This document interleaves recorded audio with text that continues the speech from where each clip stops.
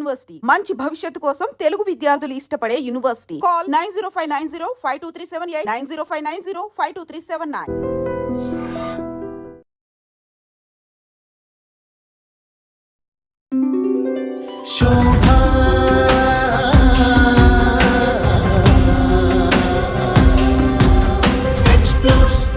I explore only the truth, the two for you all. Shobha explores.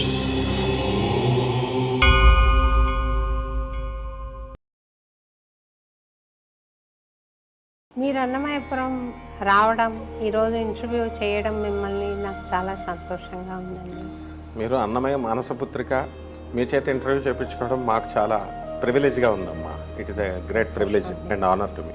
ఆధ్యాత్మికత వేరు, భౌతిక శాస్త్రం వేరు అంటుంటారు కదా, రెండు ఒక నాణ్యానికి ఇరు పార్శ్వాలు అని నేను అనుకుంటున్నాను. మీ అభిప్రాయం అండి? 100% అమ్మా. ఫిజిస్ట్ ఎడింగ్టన్ కూడా అదే చెప్తాడు. ఈ సృష్టిని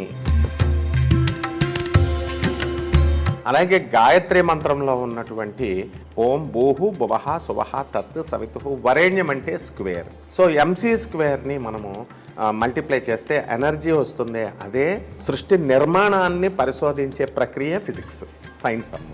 చాలా చర్చ జరుగుతున్న విషయం ఇది. కలియుగాంతానికి చిహ్నం, దగ్గరలోనే కలియుగాంతం ఉంది అని కొంతమంది అంటున్నారు. మీ అభిప్రాయం? మీ ద్వారానే ఆ కల్కి భగవాన్ యొక్క ఆవిర్భావం జరగాలనేమో సంకల్పం స్వామిది. పోతులూరు వీరబ్రహ్మేంద్ర స్వాముల వారు తీసుకున్న వంగాబాబా ఆమె చెప్పిన వంగాబాబా సీనియరా, Nostradamus senior? Nostradamus senior. Nostradamus is 1503. 1503లో అన్నమాచార్యుల వారు పరమపదాన్ని అందుకున్నారు. మహాత్ములు పుట్టినప్పుడు ఒక తోక చుక్క వెళ్ళినప్పుడు ఒక తోక చుక్క వస్తుందండి. ఎందుకని మానవులు మనసు మార్చుకోలేకపోతున్నారు? యాదేవి సర్వభూతేషు మాయారూపేణ సంస్థిత నమస్తస్యై నమస్తస్యై నమస్తస్యై నమో నమః. మాయ తానై ఉన్నాడు. తాంసి దేవి భగవతి బలాదాకృష్య మోహాయ మహామాయా ప్రయచ్చతి. జ్ఞానుల్ని సైతము బలంగా ఆకర్షించి వాళ్ళను మాయలో నేనే పడేస్తాను అని స్వామి చెప్పాడు. గురువులు ఎంతమంది ఉన్నారు భారతదేశంలో? ఇప్పుడు భగవంతుడి పేర స్వార్థం సాధిస్తున్నారేమో. సాధకులైన వాళ్ళు గురువును సంప్రదించాలంటే ఎట్లా?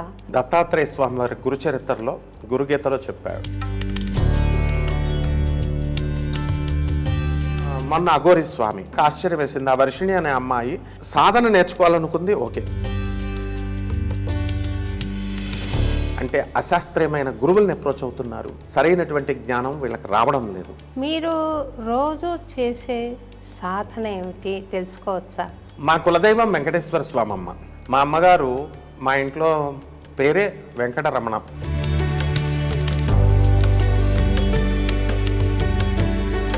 ఏకైకమక్షరం పుంసాం మహాపాతక నాశనం చరితం రఘునాథస్య. And chanting the name of God, simple సాధనమ్మ.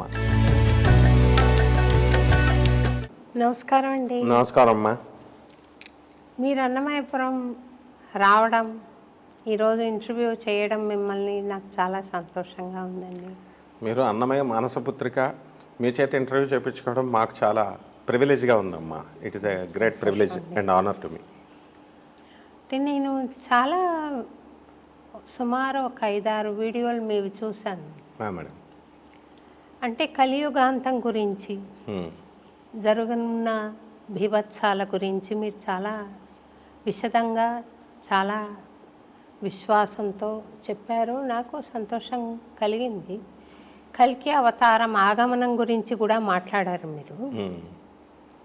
అయితే ఈ ఇంటర్వ్యూ కొంచెం ప్రత్యేకంగా చేద్దామా అని మీ అనుమతి కోరుతున్నాను. డెఫినెట్లీ అమ్మా, అది మీ అనుగ్రహం. మీరు ఫిజిక్స్ ప్రొఫెసర్ అని అవునమ్మా తెలుసుకున్నాను. నా ఉద్దేశంలో భౌతిక శాస్త్రానికి ఆధ్యాత్మికతకి తేడా లేదేమో అని నేను అనుకుంటున్నాను. Exactly. Science is different, philosophy is different, ఆధ్యాత్మికత వేరు, భౌతిక శాస్త్రం వేరు అంటుంటారు కదా. రెండు ఒక నాణ్యానికి ఇరు పార్శ్వాలు అని నేను అనుకుంటున్నాను. మీ అభిప్రాయం అండి? 100% అమ్మా. ఫిజిస్ట్ ఎడింగ్టన్ కూడా అదే చెప్తాడు.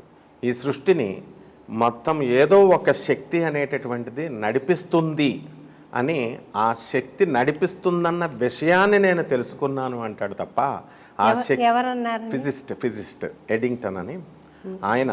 అలాగే ఈ ఐన్స్టీన్ కానీ న్యూటన్ కానీ వీళ్ళంతా కూడా గ్రావిటేషనల్ ఫోర్స్ ఆఫ్ అట్రాక్షన్తో యాపిల్ పైకిందకు వెళ్ళదు కిందకు పడుతుంది అని న్యూటన్ గారు ఏదో ఒక గ్రావిటేషనల్ ఫోర్స్ నడుపుతుందని, అలాగే గాయత్రి మంత్రంలో ఉన్నటువంటి ఓం భూర్భువ స్వః తత్సవితుర్వరేణ్యం భర్గోదేవస్య ధీమహి ధియో యో నః ప్రచోదయాత్. ఇందులో భూహు అంటే mass of the earth which is denoted by small M in physics. అలాగే సవిత్రుడు ఓం భూహు భువః సువః తత్ సవితుహు. సవితుహు అంటే సూర్యభగవానుడు సవిత్రుడు.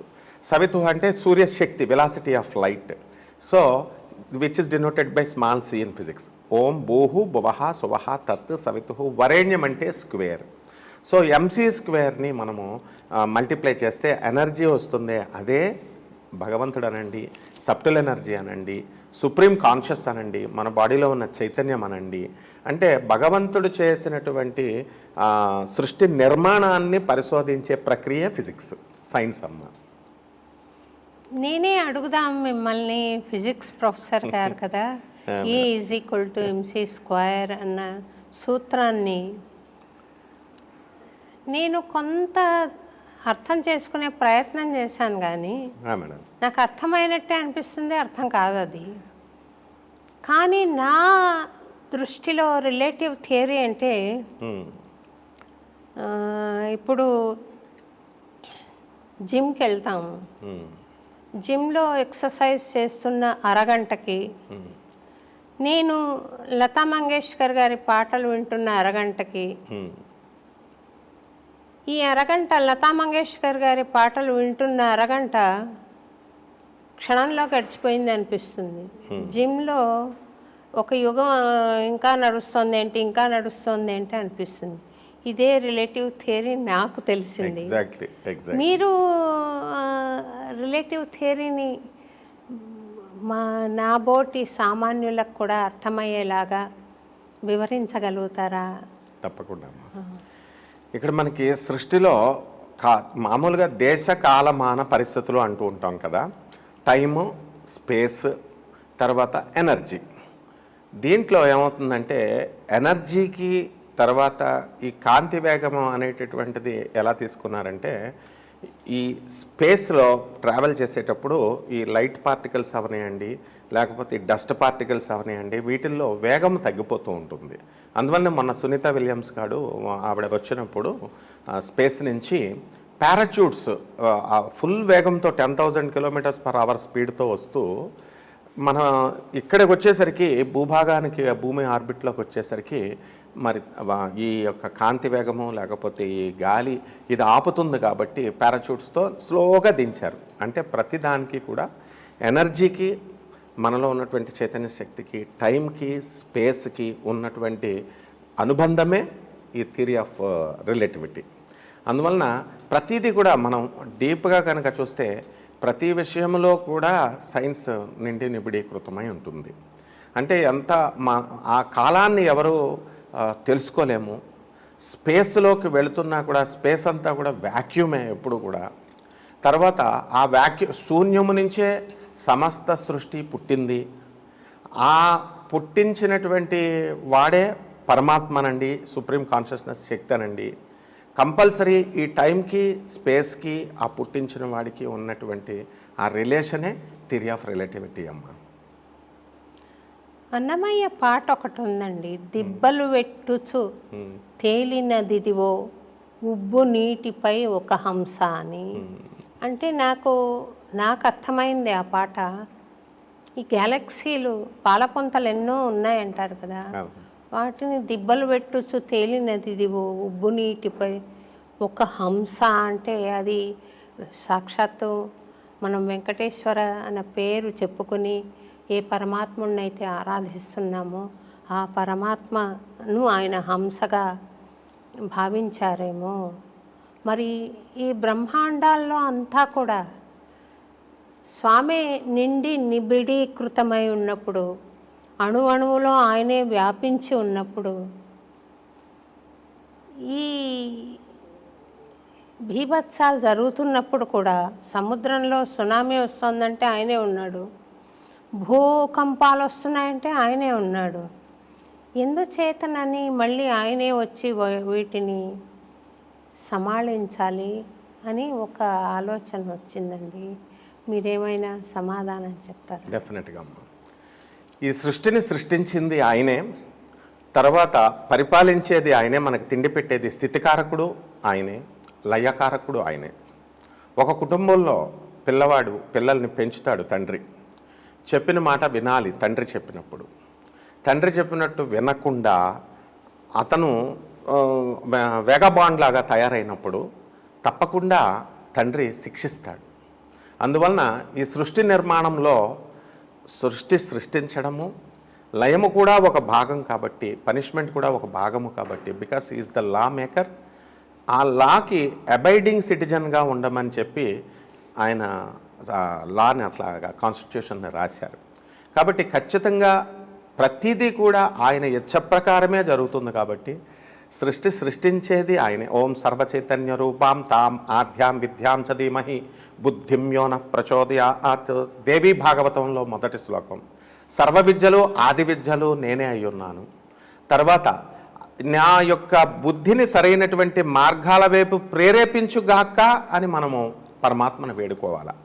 అంటే బుద్ధి కర్మానుసారిణి కాబట్టి, బుద్ధిని కర్మలను బట్టి నడుస్తుంది కాబట్టి, బుద్ధి వక్రించినప్పుడు బిడ్డ చెడ్డ కర్మల్లో పడి ఆత్మ ఉద్ధరించుకోకుండా పతనమవుతాడు. కాబట్టి ఆ పతనాన్ని ఆపడం కోసం సృష్టిని, తాను సృష్టించినటువంటి సృష్టిని లయం చేసి మళ్ళీ పునఃసృష్టింపజేసి ఆ అబ్బాయిని కరెక్ట్ చేస్తాడు. It is nothing but correctional sentence.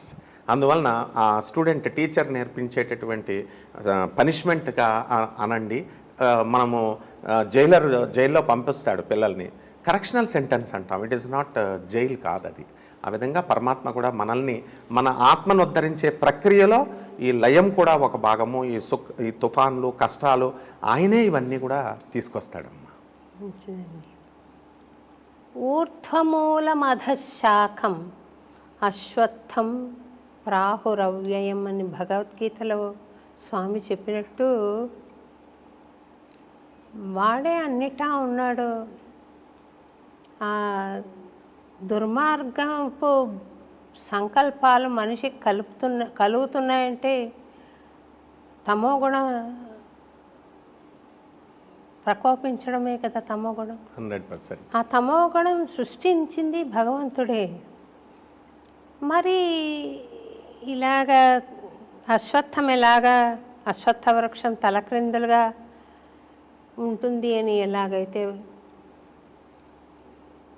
భగవద్గీతలో చెప్పబడిందో, ఈ తత్వాన్ని వేదశాస్త్రములు తెలిసిన వారే ఎరుగరు సృష్టి విలాసం అని చెప్పినట్టు మహాకవి ఎవరో. నేను అనుకుంటున్నాను, దీన్ని ప్రశ్నించి తర్కంతో సాధించడం కష్టమేమో. శరణాగతి భక్తి సాధనతో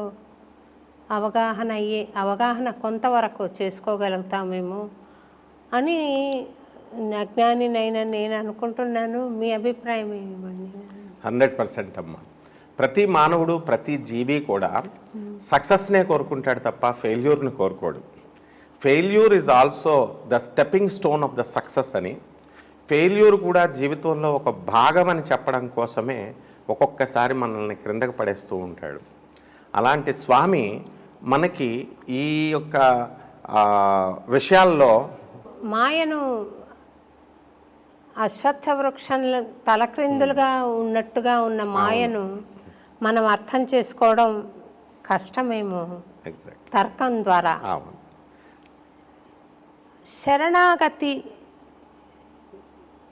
మార్గంలో సాధనా మార్గంలో భక్తితో, ప్రేమతో, స్వామి పట్ల ఆరాధనా భావంతో కొంచెానికి కొంచెం తెలుసుకోగలుగుతామేమో అని నేను అనుకుంటున్నాను అని చెప్పానండి. ఎగ్జాక్ట్లీ.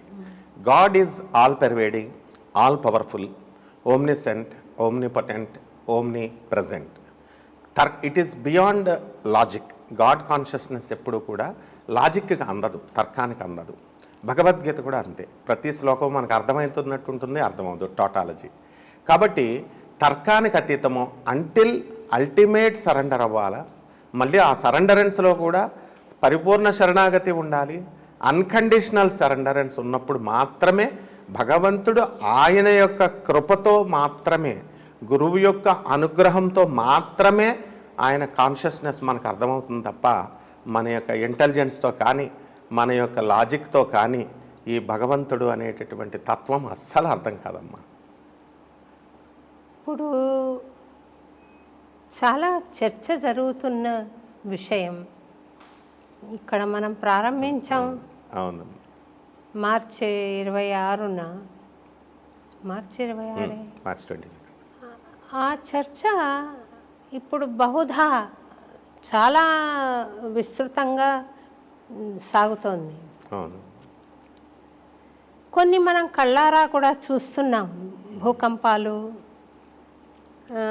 అగ్నికీలలు ఇలా మన కాలిఫోర్నియాలో జరగడం కానీ, మయన్మార్లో భూకంపం రావడం కానీ, పలు చోట్ల భూకంపం సంభవించడం, ఇది కలియుగాంతానికి చిహ్నం, మొదలు ప్రారంభమని కొంతమంది అంటే దగ్గరలోనే కలియుగాంతం ఉంది అని కొంతమంది అంటున్నారు. మీ అభిప్రాయం ఏంటి?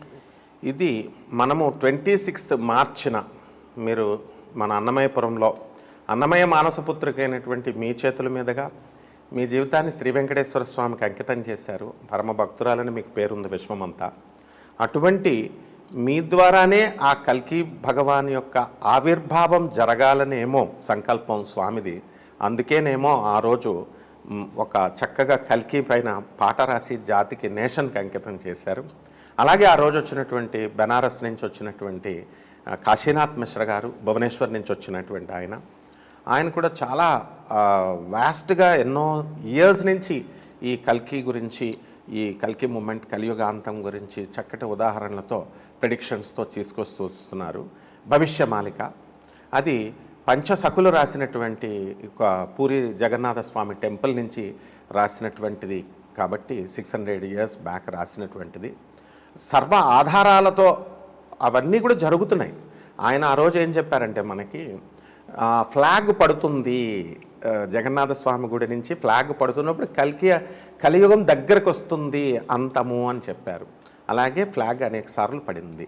మొన్న కూడా ఈగల్ ఒక గ్రద్ద తీసుకెళ్ళి దాని చుట్టూ ప్రదక్షిణాలు చేయడము.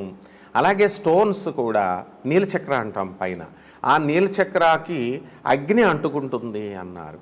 ఆ నీలచక్ర దగ్గర దీపం పెడితే ఆ ఫ్లాగ్కి ఇది అంటుకుంది. ఎప్పుడైతే అగ్ని అంటుకుంటుందో ఫ్లాగ్కి కలియుగానికి దగ్గరకు వస్తుంది అన్నారు. అలాగే రాళ్ళు పడ్డం 1970లో కూడా అలా కొన్ని ఇయర్స్ ఉన్నాయి. రీసెంట్గా కూడా 2015లో కూడా కొన్ని స్టోన్స్ పైనుంచి నీలచక్ర నుంచి 30 to 40 కిలోస్ వెయిట్ ఉన్నటువంటి స్టోన్ కూడా పడింది అని ఇవన్నీ కూడా మనం కళ్ళ ముందు ఇప్పుడు చూస్తున్నాం. భవిష్యమాలికలో రాయి ఫ్రమ్ నోవేర్ ఇట్ ఫెల్. అక్కడ స్టోన్సే ఉండవు కదా. నేను చాలాసార్లు వెళ్ళాను పూరి జగన్నాథ స్వామి గుడికి. పైన అంత స్టోన్ పైన ఎందుకు ఉంటుంది? So it is a mystery. And eagle కూడా ఆ గరుత్మంతుడు అవతారం కాబట్టి, శ్రీ మహావిష్ణువు యొక్క ఇది కాబట్టి అది తీసుకుని వెళ్ళి ఇలా తిప్పడము, ఇవన్నీ కూడా భవిష్యమాలికలో ఆయన చెప్తున్నవన్నీ కూడా దగ్గరకు వస్తూ ఉన్నాయి.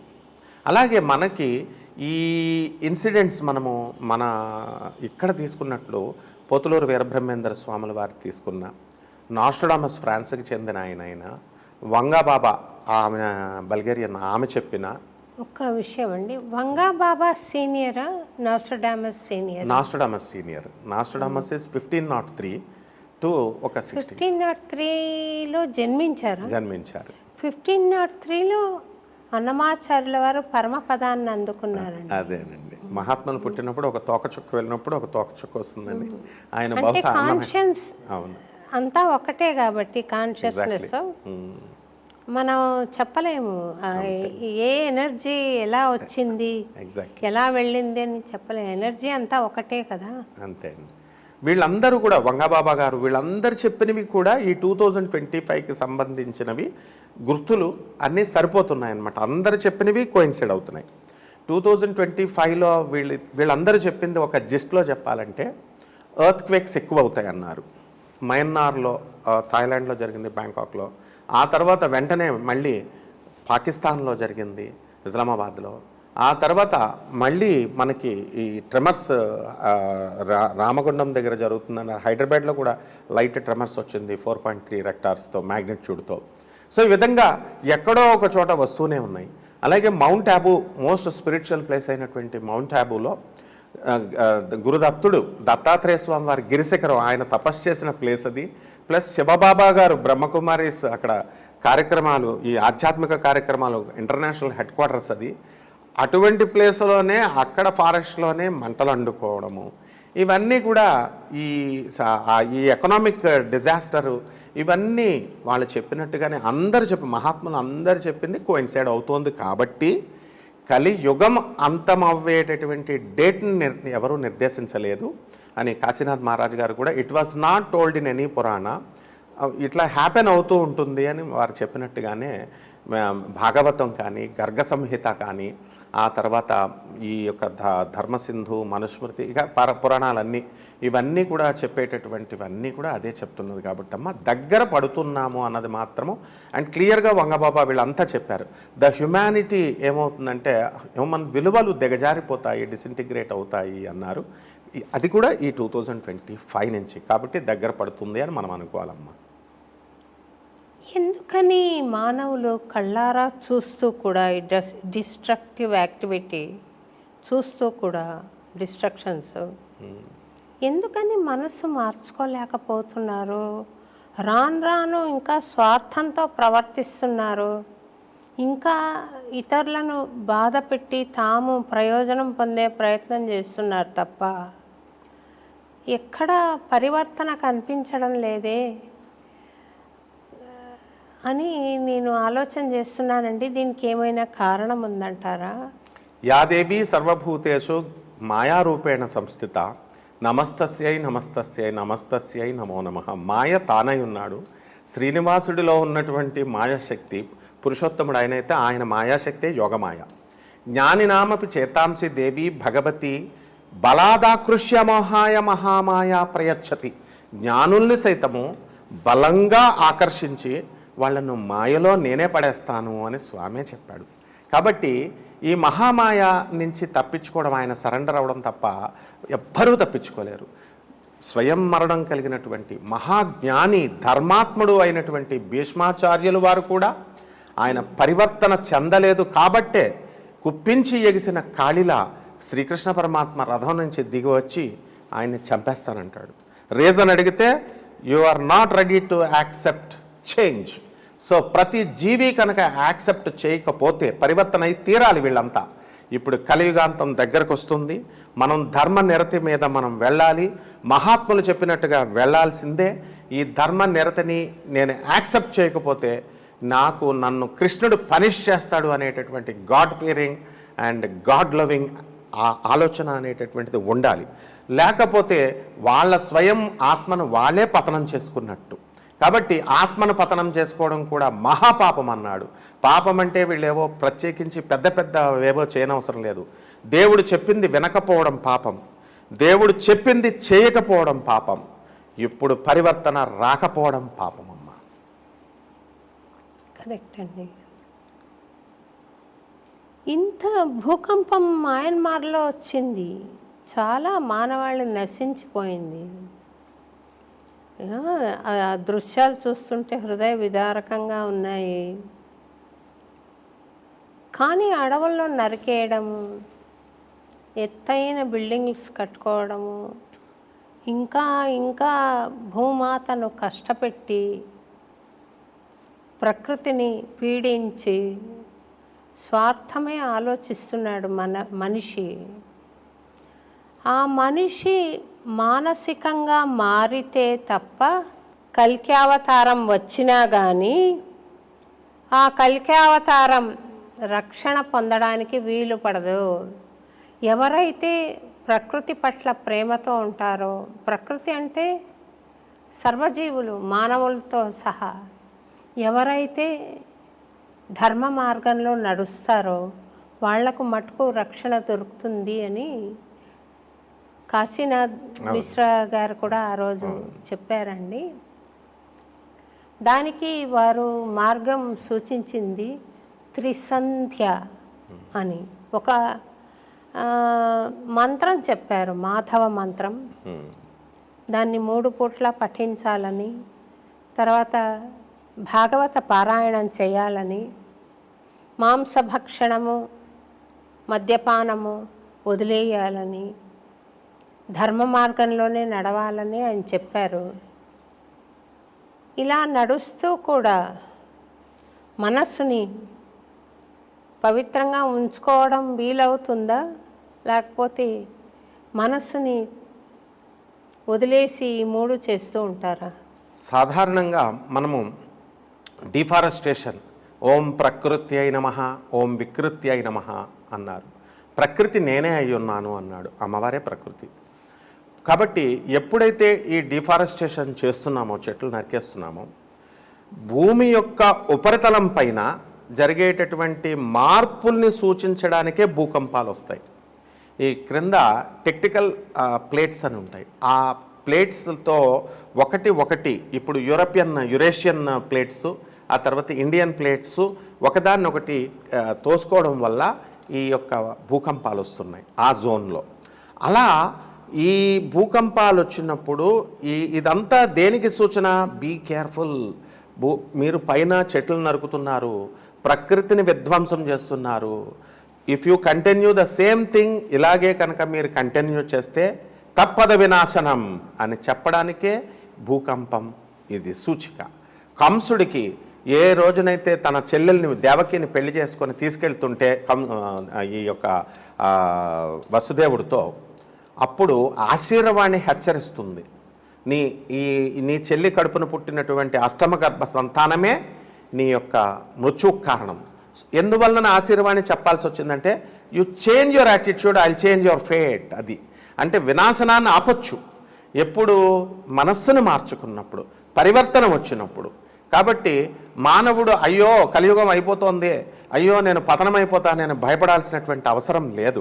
మన బుద్ధి కర్మానుసారిణి అని చెప్పినట్టుగా మన కర్మను కనుక మనము మార్చుకుంటూ వెళుతున్నప్పుడు ఆటోమేటిక్గా బుద్ధి సవ్యమైనటువంటి మార్గాల వైపు ఆలోచిస్తుంది అని శాస్త్రాలు చెప్తున్నాయి. కాబట్టి ఈ రానున్నటువంటి విపత్తులన్నిటిని కూడా కాశీనాథ్ మహారాజు గారు చెప్పినట్టుగా త్రిసంధ్య, మామూలుగా త్రికాల సంధ్య వందనము, ఆ తర్వాత గోవింద నామస్మరణ, మాధవ నామస్మరణము, సెంటియంట్ ఫుడ్డును తీసుకోవడము, ఈ సాత్విక ఆహారము, ఇలాంటివన్నీ కూడా ప్రాచీన ఋషులు చెప్పినవే. అది మళ్ళీ పాపం ఆయన నొక్కి వక్కాణించి ఆయన గట్టిగా చెప్తున్నారు. ఎప్పుడైతే ధర్మాన్ని ఈ విధంగా ఆయన చెప్పినట్టుగా కనుక ఫాలో అయితే తప్పకుండా ఈ యొక్క పరివర్తన మనలో వచ్చి, ధార్మిక విధానం మనకు వచ్చి మన ఆత్మలు ఉద్ధరించబడతాయి.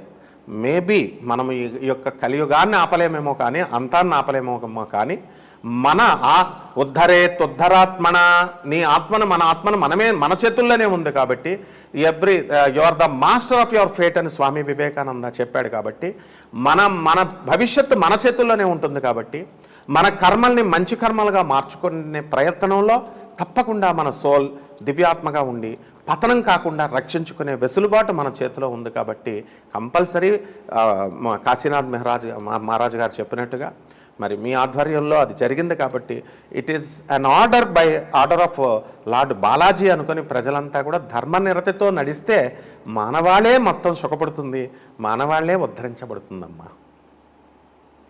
అంటే నేను గమనించింది ఏమంటేనండి, మహావిపత్తు ఈ మధ్య వచ్చింది, కరోనా వస్తే నేను స్వామి పాదాలు సాక్షిగా చెప్తున్నా, నేను ఎలాగా ఒక 10 మందికైనా సందేశాన్ని సంగీతం ద్వారా ఇవ్వగలుగుతాను అని ఒక ప్రేయరు అందరి చేత పాడించి రికార్డ్ చేశాను. నేను కరోనాలో ఎలా నడుచుకోవాలో మనుషులు అనేది చిన్న పాట పాడి నేను వీడియో చేసి పెట్టాను. అది చాలా వైరల్ అయింది. ఆ సాంగ్ వరల్డ్ ప్రేయర్గా కూడా చేశారు. ఒకటి గోవింద రక్షమాం కరోనాతః అని. అయితే ఆ సమయంలో నా అబ్జర్వేషన్, అందరూ క్షమింతురుగాక, ఆ కరోనాని కూడా ఎలా తమ తమ వ్యాపకాలకి తమ వ్యాపారాలకి మలుచుకోవచ్చు అన్న ఆలోచన జరిగింది. మీకు కూడా తెలుసు. నాకు పరమ ఆశ్చర్యం కలిగిన విషయాల్లో అదొకటి. ఒకవైపు వన్ ఆఫ్ మై స్టూడెంట్స్ అండి ఇంటికి తిరిగి వచ్చేసి ఫోన్ చేశాడు రమణకి. చేసి నేను ఇలాగా మా అమ్మ శవాన్ని హాస్పిటల్లోంచి తీసుకెళ్ళి బరియల్ గ్రౌండ్కి క్యూ కట్టారు, చాలా పెద్ద క్యూ ఉంది, అక్కడ నేను పెట్టేసి వచ్చేసేసాను, నాకేమైనా పాపం వస్తుందా అమ్మని అడిగి చెప్పు అంటారు. ఎగ్జాక్ట్లీ. అంటే ఇంకా అప్పటి పరిస్థితుల్లో అంతకన్నా చేయగలిగిందేం లేదు పాపం. కానీ అంతరాత్మ ఉంది కాబట్టి అడిగాడు, లేకపోతే ఎందుకు అడుగుతాడు? అటువంటి సిచ్యువేషన్లో, దారుణమైన సిచ్యువేషన్లో నాకు తెలుసు చాలామంది ఉన్నతాధికారులు కూడా తమ భార్యలో తమ బంధువులో కరోనాలో పోతే హాస్పిటల్ నుంచి బాడీని ఇంటికి తీసుకెళ్ళలేకపోయారు. కరెక్ట్. డైరెక్ట్గా శ్మశాన వాటికకి తరలించారు. అది రూల్ అయింది అప్పుడు. ఇటువంటి క్షణాల్లో కూడా స్వార్థం వీడలేదే మనిషి, దాన్ని ఎలా కమర్షియలైజ్ చేద్దాము, ఇలా మనిషి బాధపడుతున్నాడు కదా, నీకు ఈ మందులు అవసరం అని చెప్పి డబ్బు ఎలా చేసుకుందాము, నీకు ఇలాంటివి అవసరం అని చెప్పి ఎలా డబ్బు చేసుకుందాము, ఈ పాటలు పాడి రెమ్యునరేషన్స్ ఎలా తీసుకుందాము, క్రెడిట్ ఎలా తీసుకుందామన్న ఆలోచనలోనే మనుషులు ఉన్నారు కదా. మోక్షం కలదా? మనిషి స్వార్థ జీవమ్మ, ఆపర్చునిటిస్ట్. 50% దేవతా లక్షణాలతో 50% రాక్షస గుణాలతో పుడతాడు. అందువలనే మనిషి మనీషిగా మారాలి, ఉత్తమోత్తమ లక్షణాలని అలవర్చుకొని అని ఏ పురాణమైనా మనకి చెప్పేది అదే. సత్పురుషుల యొక్క సాంగత్యము. ఆ అబ్బాయి ఆ రోజు అడిగాడంటే అతనికి కాన్ఫిడెన్స్. విశ్వగురు మీరు, విశ్వానికి మీరు అన్నమయ్య స్వామి యొక్క కీర్తనని ప్రతి ఇంటికి తీసుకువెళ్ళి ఈ రోజున ఇది అన్నమయ్య పాట కరెక్ట్, శోభా మేడం పాడారు కాబట్టే మనకు తెలిసింది, లేకపోతే మాకు తెలియదు అది. అలా ఆయన రాసినటువంటి కీర్తనలన్నీ విస్తృతంగా ప్రతి ఒక్కళ్ళ హృదయంలో, ప్రతి ఒక్కళ్ళ దేశంలో, తెలుగువారందరికీ కూడా, వాళ్ళకి ఈవెన్ ఫారినర్స్ కూడా, బికాస్ వాళ్ళంతా కూడా ఇప్పుడు స్పిరిచువలిజం వైపు వచ్చి ఇండియా వైపు చూస్తూ మీ పాటలే నేను పాడుతుంటే నేను కాశీలో, తర్వాత బెనారస్లో, ఇక్కడ మిగతా ద్వారకలో నేను చూసి స్టన్ అయిపోయాను. వాళ్ళు సాంస్క్రిట్ కూడా పాడతారు, నేర్చుకుంటున్నారు. గోకర్ణ క్షేత్రంలో కూడా they are staying for 1 year or 6 months and they are practising these your songs అనమాట. సో ఇది అట్లా ఆ అబ్బాయికి ఏంటంటే, అరే నా కన్న తల్లిని నేను దహనం చేయలేకపోతున్నానే, పాపం వస్తుందేమో అన్న భీతి కంటే అమ్మ మాట, శోభమ్మ మాట వింటే స్వాంతనం చేకూరుతుంది, ఒక రిలీఫ్ వస్తుంది అన్న ఉద్దేశంతోనే వాళ్ళు అడిగారు. అది పరివర్తన, ఆటోమేటిక్గా ప్రోగ్రెసివ్ థింకింగ్. నాకు ఒక స్టూడెంట్ ఉంటాడు, వాడు ఏమంటాడంటే always I am the creator of my own destruction అంటాడు.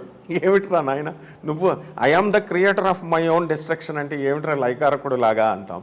అట్లా వీళ్ళందరూ కూడా ఇప్పుడు ప్రజలు ఎవరైతే ఈ కరోనా టైంని కూడా మెటీరియలిజంతో ఉంటూ మనం కమర్షియల్గా ఉండాలి, మనం పోతామేమో అది అని స్వామికి మనం పేదవాళ్ళకి చేయాలా, నారాయణ సేవ ద్వారానే, పేదవాళ్ళ సేవ ద్వారానే నారాయణ చేరగలుగుతాం, service to humanity is real service to God అనేటటువంటి పద్ధతిలో మనం నడుచుకోవాలి అనేది లేకుండా, ఆ విచక్షణ లేకుండా స్వార్థంతో నడుచుకుంటే వాళ్ళ ఆత్మలను వాళ్ళే ఉద్ధరించుకోలేరు అనేటటువంటి జ్ఞానం కూడా పాపం వాళ్ళకి తెలియదు. అందువల్లనే ఏమంటారంటే అజ్ఞాన తిమిరాంధస్య జ్ఞానాంజన శలాకయా చక్షురున్మీలితం ఏనా తస్మై శ్రీ గురవే నమః. వాళ్ళ యొక్క అజ్ఞానాన్ని ఖండాలుగా మనము ఆ కత్తితో నరికి పడేయమని చెప్పే ఆ అన్నమయ్య ప్రభు, ఆ శ్రీ వెంకటేశ్వర స్వామి వారు మిమ్మల్ని మీ పాటల ద్వారా వాళ్ళకి జ్ఞానభిక్ష చెప్పి they have ordered you, might be they have ordered you to remove the people's ignorance. ఇది ఈ ప్రజలు కూడా వాళ్ళల్లో కరోనా టైంలో ఇంకా మనం ఎందుకు ఇలా కమర్షియలైజ్ చేయకూడదు అనే జ్ఞానం అనేది స్లోగా వస్తుంది. అందుకనే మీలాంటి వాళ్ళ గురించే వాళ్ళు చెప్పారు. ఎందుకంటే శోభమ్మ అంటే వెంకటేశ్వర స్వామి, దట్స్ ఆల్. ఆమె మహాభక్తురాలు అంటారు. సాధూనాం దర్శనం పుణ్యం, స్పర్శనం పాపనాశనం, భాషణం కోటి తీర్థం, వందనం మోక్షదాయకం. సాధువు అంటే సాధువు డ్రెస్ అని కాదు. ఇప్పుడు సత్వగుణ సంపన్నురాలైనటువంటి మీరు, భగవత్ సేవ చేస్తున్నటువంటి మీరు, అన్నమయ్య మానసపుత్రిక అయినటువంటి మీరు, మీ దర్శనం వాళ్ళు టీవీలో చూసుకున్నా, యూట్యూబ్లో చూసుకున్నా, ఎక్కడ చూసినా ప్రత్యక్షమైనా పరోక్షమైనా దర్శనం పుణ్యం, పుణ్యం అనేది వస్తుందని ఆ అబ్బాయి నమ్మకం. భాషణం కోటి తీర్థం. మీతో మాట్లాడితే అమ్మగారిని ఫోన్ చేసి అమ్మగారితో మాట్లాడి, అమ్మ మా అమ్మకి నేను చేయలేకపోతున్నాను ఈ యొక్క దహనం అని అడిగితే కోటి తీర్థాల్లో ఇది. స్పర్శనం పాపనాశనం. మీ చేత ఆశీర్వాదం పొందితే వాళ్ళ పాపాలు నశిస్తాయని. వందనం మోక్షదాయకం. ఆ నమస్కారం చేస్తే మోక్షానికి హేతు అవుతుందని. అందువలన ఈ ప్రపంచంలో ఉన్నటువంటి మీలాంటి సత్పురుషుల యొక్క సాధు గుణాలు కలిగినటువంటి కాశీనాథ్ మహారాజ్ గారు, మన రామయోగి గారు, మరి మన మనోహర్ గారు, వీళ్ళందరినీ మహాత్ములను తీసుకొచ్చారు మీరు. ముఖ్యంగా మీ శిష్యురాలైన మల్లిక, వీళ్ళంతా కూడా మన పేరున మనకు అక్కడ ఆ రోజు వచ్చినటువంటి మీ శిష్యులందరికీ కూడా, మీ స్టూడెంట్స్ అందరూ కూడా ఇదే ఆశిస్తారమ్మా. అందువలన తప్పకుండా ప్రజల్లో మార్పు వస్తుంది, మనుషులుగా ఎదుగుతారు వీళ్ళు. కాకపోతే we have to continuously put our efforts. మీరు పాడుతూనే ఉండాలా, వాళ్ళకి చెప్తూనే ఉండాలా, వాళ్ళకి గైడెన్స్ ఇస్తూ ఉంటే తప్పకుండా ఏదో ఒక రోజున వాళ్ళ ఆత్మలను వాళ్ళు ఉద్ధరించుకుంటారు డెఫినెట్గా. మీరు శ్రీరామయోగి గారి పేరు చెప్పారు, ప్రస్తావన వచ్చింది కాబట్టి ఒక విషయం అండి. అమ్మా, మీరు వస్తున్న సందర్భంగా వారిని కూడా ఆహ్వానిద్దామని అనుకున్నాను, కానీ స్వామిని మళ్ళీ మొన్ననే ఇంటర్వ్యూ చేశాను. మొన్ననే కార్యక్రమం జరిగింది. మళ్ళీ కాశీనాథ్ మిశ్రా గారితో పాటు వారు మాట్లాడారు. మళ్ళీ మాట్లాడించడం పునరావృతం అవుతుంది ఒకటి. రెండోది కొంచెం గ్యాప్ ఇచ్చి చేద్దామని అనుకున్నాను. మూడోది మీ అభిప్రాయం, మీ సొల్యూషన్స్ ఏంటి అనే దాని మీద ఈ ఇంటర్వ్యూ ఫోకస్ అవ్వాలి అని నా ఉద్దేశం ఉంటుంది. అందుకని నేను ఇంటర్వ్యూగా చేయలేనేమో స్వామి, కానీ తమరొస్తే సంతోషమే అని చెప్పాను. స్వామి ఇంకోసారి వస్తారనుకుంటాను. కానీ అమాయకంగా ఆధ్యాత్మిక ఉన్నతిని అందుకున్న మహానుభావులు శ్రీరామ్ యోగి గారు. ఇందాక మీరు చాలా చక్కగా సెలవిచ్చారండి, ఇది గురువు తొలగించగలుగుతాడు అని. అటువంటి గురువులు ఎంతమంది ఉన్నారు భారతదేశంలో? ఇప్పుడు పూర్వకాలంలో అంటే మనకు అడుగడుగున అటువంటి మహానుభావులు, సాధు పుంగవులు దర్శనమిచ్చేవాళ్ళు. ఇప్పుడు 100కో 100కో ఒకళ్ళు ఉంటారు, వాళ్ళను మనం అందుకోలేం కూడా. అందుకున్న ఒకరిద్దరు ఉంటారు సరే, కానీ ఎక్కువ మంది భగవంతుడి పేర స్వార్థం సాధిస్తున్నారేమో, భగవంతుడి పేర మోసం సాగుతుందేమో, బూటకం జరుగుతుందేమో అని అనిపిస్తుందండి. వాళ్ళ విలువల తీరు, వాళ్ళ ప్రవర్తన తీరు, వాళ్ళ వాచకం ఒక రకంగా ఉంటుంది, ప్రవర్తన ఇంకో రకంగా ఉంటుంది. దీనికి మరి సాధకులైన వాళ్ళు గురువును సంప్రదించాలంటే ఎట్లా? గురుగీతలో చెప్పబడిందమ్మా, దత్తాత్రేయ స్వామి వారి గురుచరిత్రలో గురుగీతలో చెప్పాడు, మంత్రశాస్త్రంలో కూడా గురుగీతలో చెప్పాడు, గురువుకు కావలసినటువంటి లక్షణాలను చెప్పాడు. గురువులో శిష్యుడి పట్ల వాత్సల్యము, సకల శాస్త్రాల యందు ఆసక్తి, నిష్ణాతత, ఈ should have proficiency in all the subjects. తర్వాత సత్శీలత, నిజాయితీ, ఇలా కొన్ని క్వాలిటీస్ ఏవైతే మీలో ఉన్నాయో, ఎందుకంటే మేము చిన్నప్పటి నుంచి మిమ్మల్ని చూస్తూనే ఉన్నాం. ప్రపంచం విశ్వాన్ని అంతా కూడా అంగీకరించినటువంటి గురువు, ఆమోదింపబడినటువంటి గురువు అన్నమయ్య మానసపుత్రగా మీకు అలాంటి పేరుంది. అలా మనము గురువులో అటువంటి క్వాలిటీస్ ఉండాలంట. ఇప్పుడు ఉదాహరణగా నేను చెప్తాను, మొన్న అఘోరి స్వామి ఆమె సెలెక్ట్ చేసుకున్న విధానమే నాకు ఆశ్చర్యం వేసింది. ఆ వర్షిణి అనే అమ్మాయి బీటెక్ సెకండ్ ఇయర్ చదివింది, సాధన నేర్చుకోవాలనుకుంది. ఓకే, నేర్చుకోవాలనుకుంటే ఇప్పుడు మీరున్నారు, చాగంటి కోటేశ్వరరావు గారు ఉన్నారు, గరికపాటి గారు ఉన్నారు, పోనీ 100 మంది మంచి వాళ్ళంతా ఉన్నారు అనుకుందాం. మరి వీళ్ళందరినీ ఎవరూ కనబడలేదా? వీడు అశాస్త్రీయమైనటువంటి అవైదికమైనటువంటి పద్ధతుల్లో నేర్పిస్తున్నటువంటి వాళ్ళ దగ్గరికి ఆమె ఎలా అయితే వెళ్ళిందో అది ప్రత్యక్షంగా మీడియాలో వచ్చింది కాబట్టి వీళ్ళకి కనబడుతుంది. But all the people now in the society, living in the society, they are doing the same mistake what Varshini has done. అంటే అశాస్త్రీయమైన గురువుల్ని అప్రోచ్ అవుతున్నారు, అవైదిక మార్గాల్లో చెప్పేటటువంటి గురువుల్ని అప్రోచ్ అవుతున్నారు. కాబట్టే వీళ్ళు సరైనటువంటి జ్ఞానం వీళ్ళకి రావడం లేదు, మాయా మోహాలలో చిక్కుకుంటున్నారు. ఎందువల్లంటే వాళ్ళు అసలు గురువులు కాదు. శిష్యుడికి ఉండాల్సిన లక్షణాలు కూడా ఆ శాస్త్రం చెప్పింది. ముందు శాస్త్రం పట్ల, జ్ఞానం పట్ల అది వద్దట, గురు భక్తి పట్ల ఉండాలా, గురు సేవ పట్ల ఉండాలా. గురువు యొక్క అనుగ్రహం కోసం అక్కర్లా, గురువు అనుగ్రహం ఆటోమేటికల్లీ ఇట్ ఫాలోస్. మనము గురువు యొక్క మాటలు మనం వినాలి, గురువు యొక్క చెప్పింది మనం ఆచరించాలి అనేటటువంటిది శిష్యుడికి ఉండాల్సినటువంటి లక్షణం. ఈ 2 లక్షణాలని ముందు వెళ్ళిన తర్వాతే they have to approach any గురువుకి డెఫినేషన్ కూడా ఇవ్వబడింది. కృష్ణం వందే జగద్గురుం. ఆది గురువైనటువంటి శివుడు, ఆది గురువైనటువంటి శ్రీమన్నారాయణుడు, బ్రహ్మ విష్ణు మహేశ్వర స్వరూపుడైనటువంటి హిరణ్యాత్మక స్వరూపుడు అయినటువంటి దత్తాత్రేయుడు, దక్షిణామూర్తి, వీళ్ళందరూ ఉన్నారు. They will direct. ఎవ్వరు మామూలు ఎవ్వరికి దగ్గరికి వెళ్ళి నమస్కారం చేసినా మంచి చెప్పేవాడు గురువు, అంతే. సో అటువంటి వాళ్ళకి ఎవరికి నమస్కారం చేసినా ఆటోమేటిక్గా స్వామి పాదాల దగ్గరికే వెళుతుంది. కాబట్టి it is the bounden duty of Jagadguru. వీళ్ళంతా జగద్గురు, ఆదిశంకరాచార్య, రామానుజాచార్య, అన్నమయ్య, వీళ్ళంతా.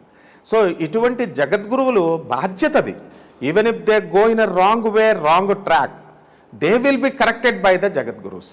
సో మహా అయితే వీళ్ళు మోసపోతారు, మహా అయితే వీళ్ళు ఏం చేస్తారు, ఆ డబ్బులు పోయినా, ఇఫ్ యూ ఎకనామికల్గా వాళ్ళు లాస్ అయినా వాళ్ళకి ఎక్స్పీరియన్స్ అన్నా వస్తుందని మనం అంటాం.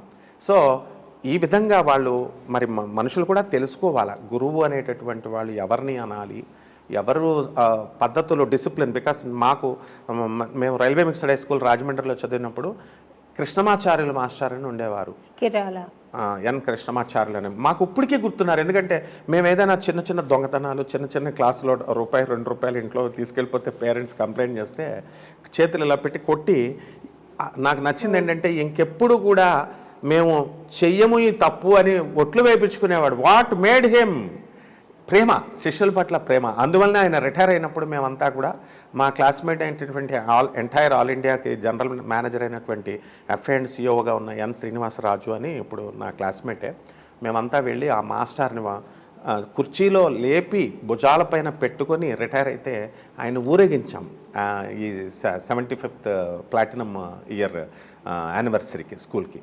సో గురువులు అనేటటువంటి వాళ్ళ లక్షణాలు అలా ఉంటాయి కాబట్టి అవి మన బాధ్యత, మనం ఏరుకోవాలా, మనము ఇది చేసుకోవాలా. ఇది బుద్ధి కర్మానుసారిణి అన్నారు కాబట్టి బుద్ధులను బట్టే గురువులు దొరుకుతారు, వాళ్ళ కర్మలను బట్టే బుద్ధి వస్తుంది. అటువంటి చెడ్డ గురువుల దగ్గరికి వెళ్తారు. మంచి గురువులు మీలాంటి వాళ్ళ దగ్గరికి ఎవరు రాగలుగుతారంటే వాళ్ళ కర్మలు పరిపక్వమైనప్పుడు వాళ్ళ బుద్ధే డ్రైవ్ చేసి, కృష్ణుడే డ్రైవ్ చేసి, శ్రీనివాసుడే మీ దగ్గరికి పంపిస్తాడు. This is simple logic. మీరు మీ సహృదయతతో నన్ను ఎలివేట్ చేయాలని ప్రయత్నం చేస్తున్నారు, కానీ నేను భగవంతుడంటే అమితమైన ప్రేమ ఉంది, అంత మటుకు ఒప్పుకుంటానండి. ఆ తర్వాత నాకే క్వాలిఫికేషన్స్ ఉన్నాయో లేవో వాడికే తెలుసు, మీకే తెలియాలి. స్వామి చెప్పబట్టేనమ్మా. ఇప్పుడు ఏమవుతుందంటే టీచర్, ఇప్పుడు మన ఇంటర్వ్యూ అనుకున్నప్పుడు నేను ఇంటర్వ్యూగా అనుకోలే, మా టీచర్ దగ్గర వైవా.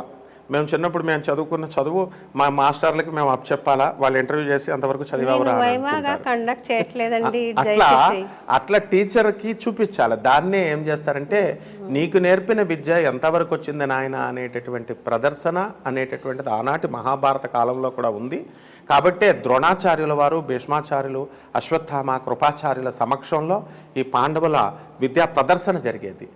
అలాగే మీకు కూడా స్వామివారి కరుణ వల్లనే ఆ గుణాలు హెచ్చించబడతాయి అన్నారు. మేము మామూలుగా ఇది సహృదయతో నేను పొగిడేది కాదు. ఒక గులాబీ పుష్పం ఉంటుంది, దాని ఫ్లేవర్ అక్కడ పెడితే ఆటోమేటిక్గా ఉంటుంది, కస్తూరి ఉంటుంది, దాని ఫ్లేవర్ ఆటోమేటిక్గా nobody needs to elevate its grandeur or its flavour.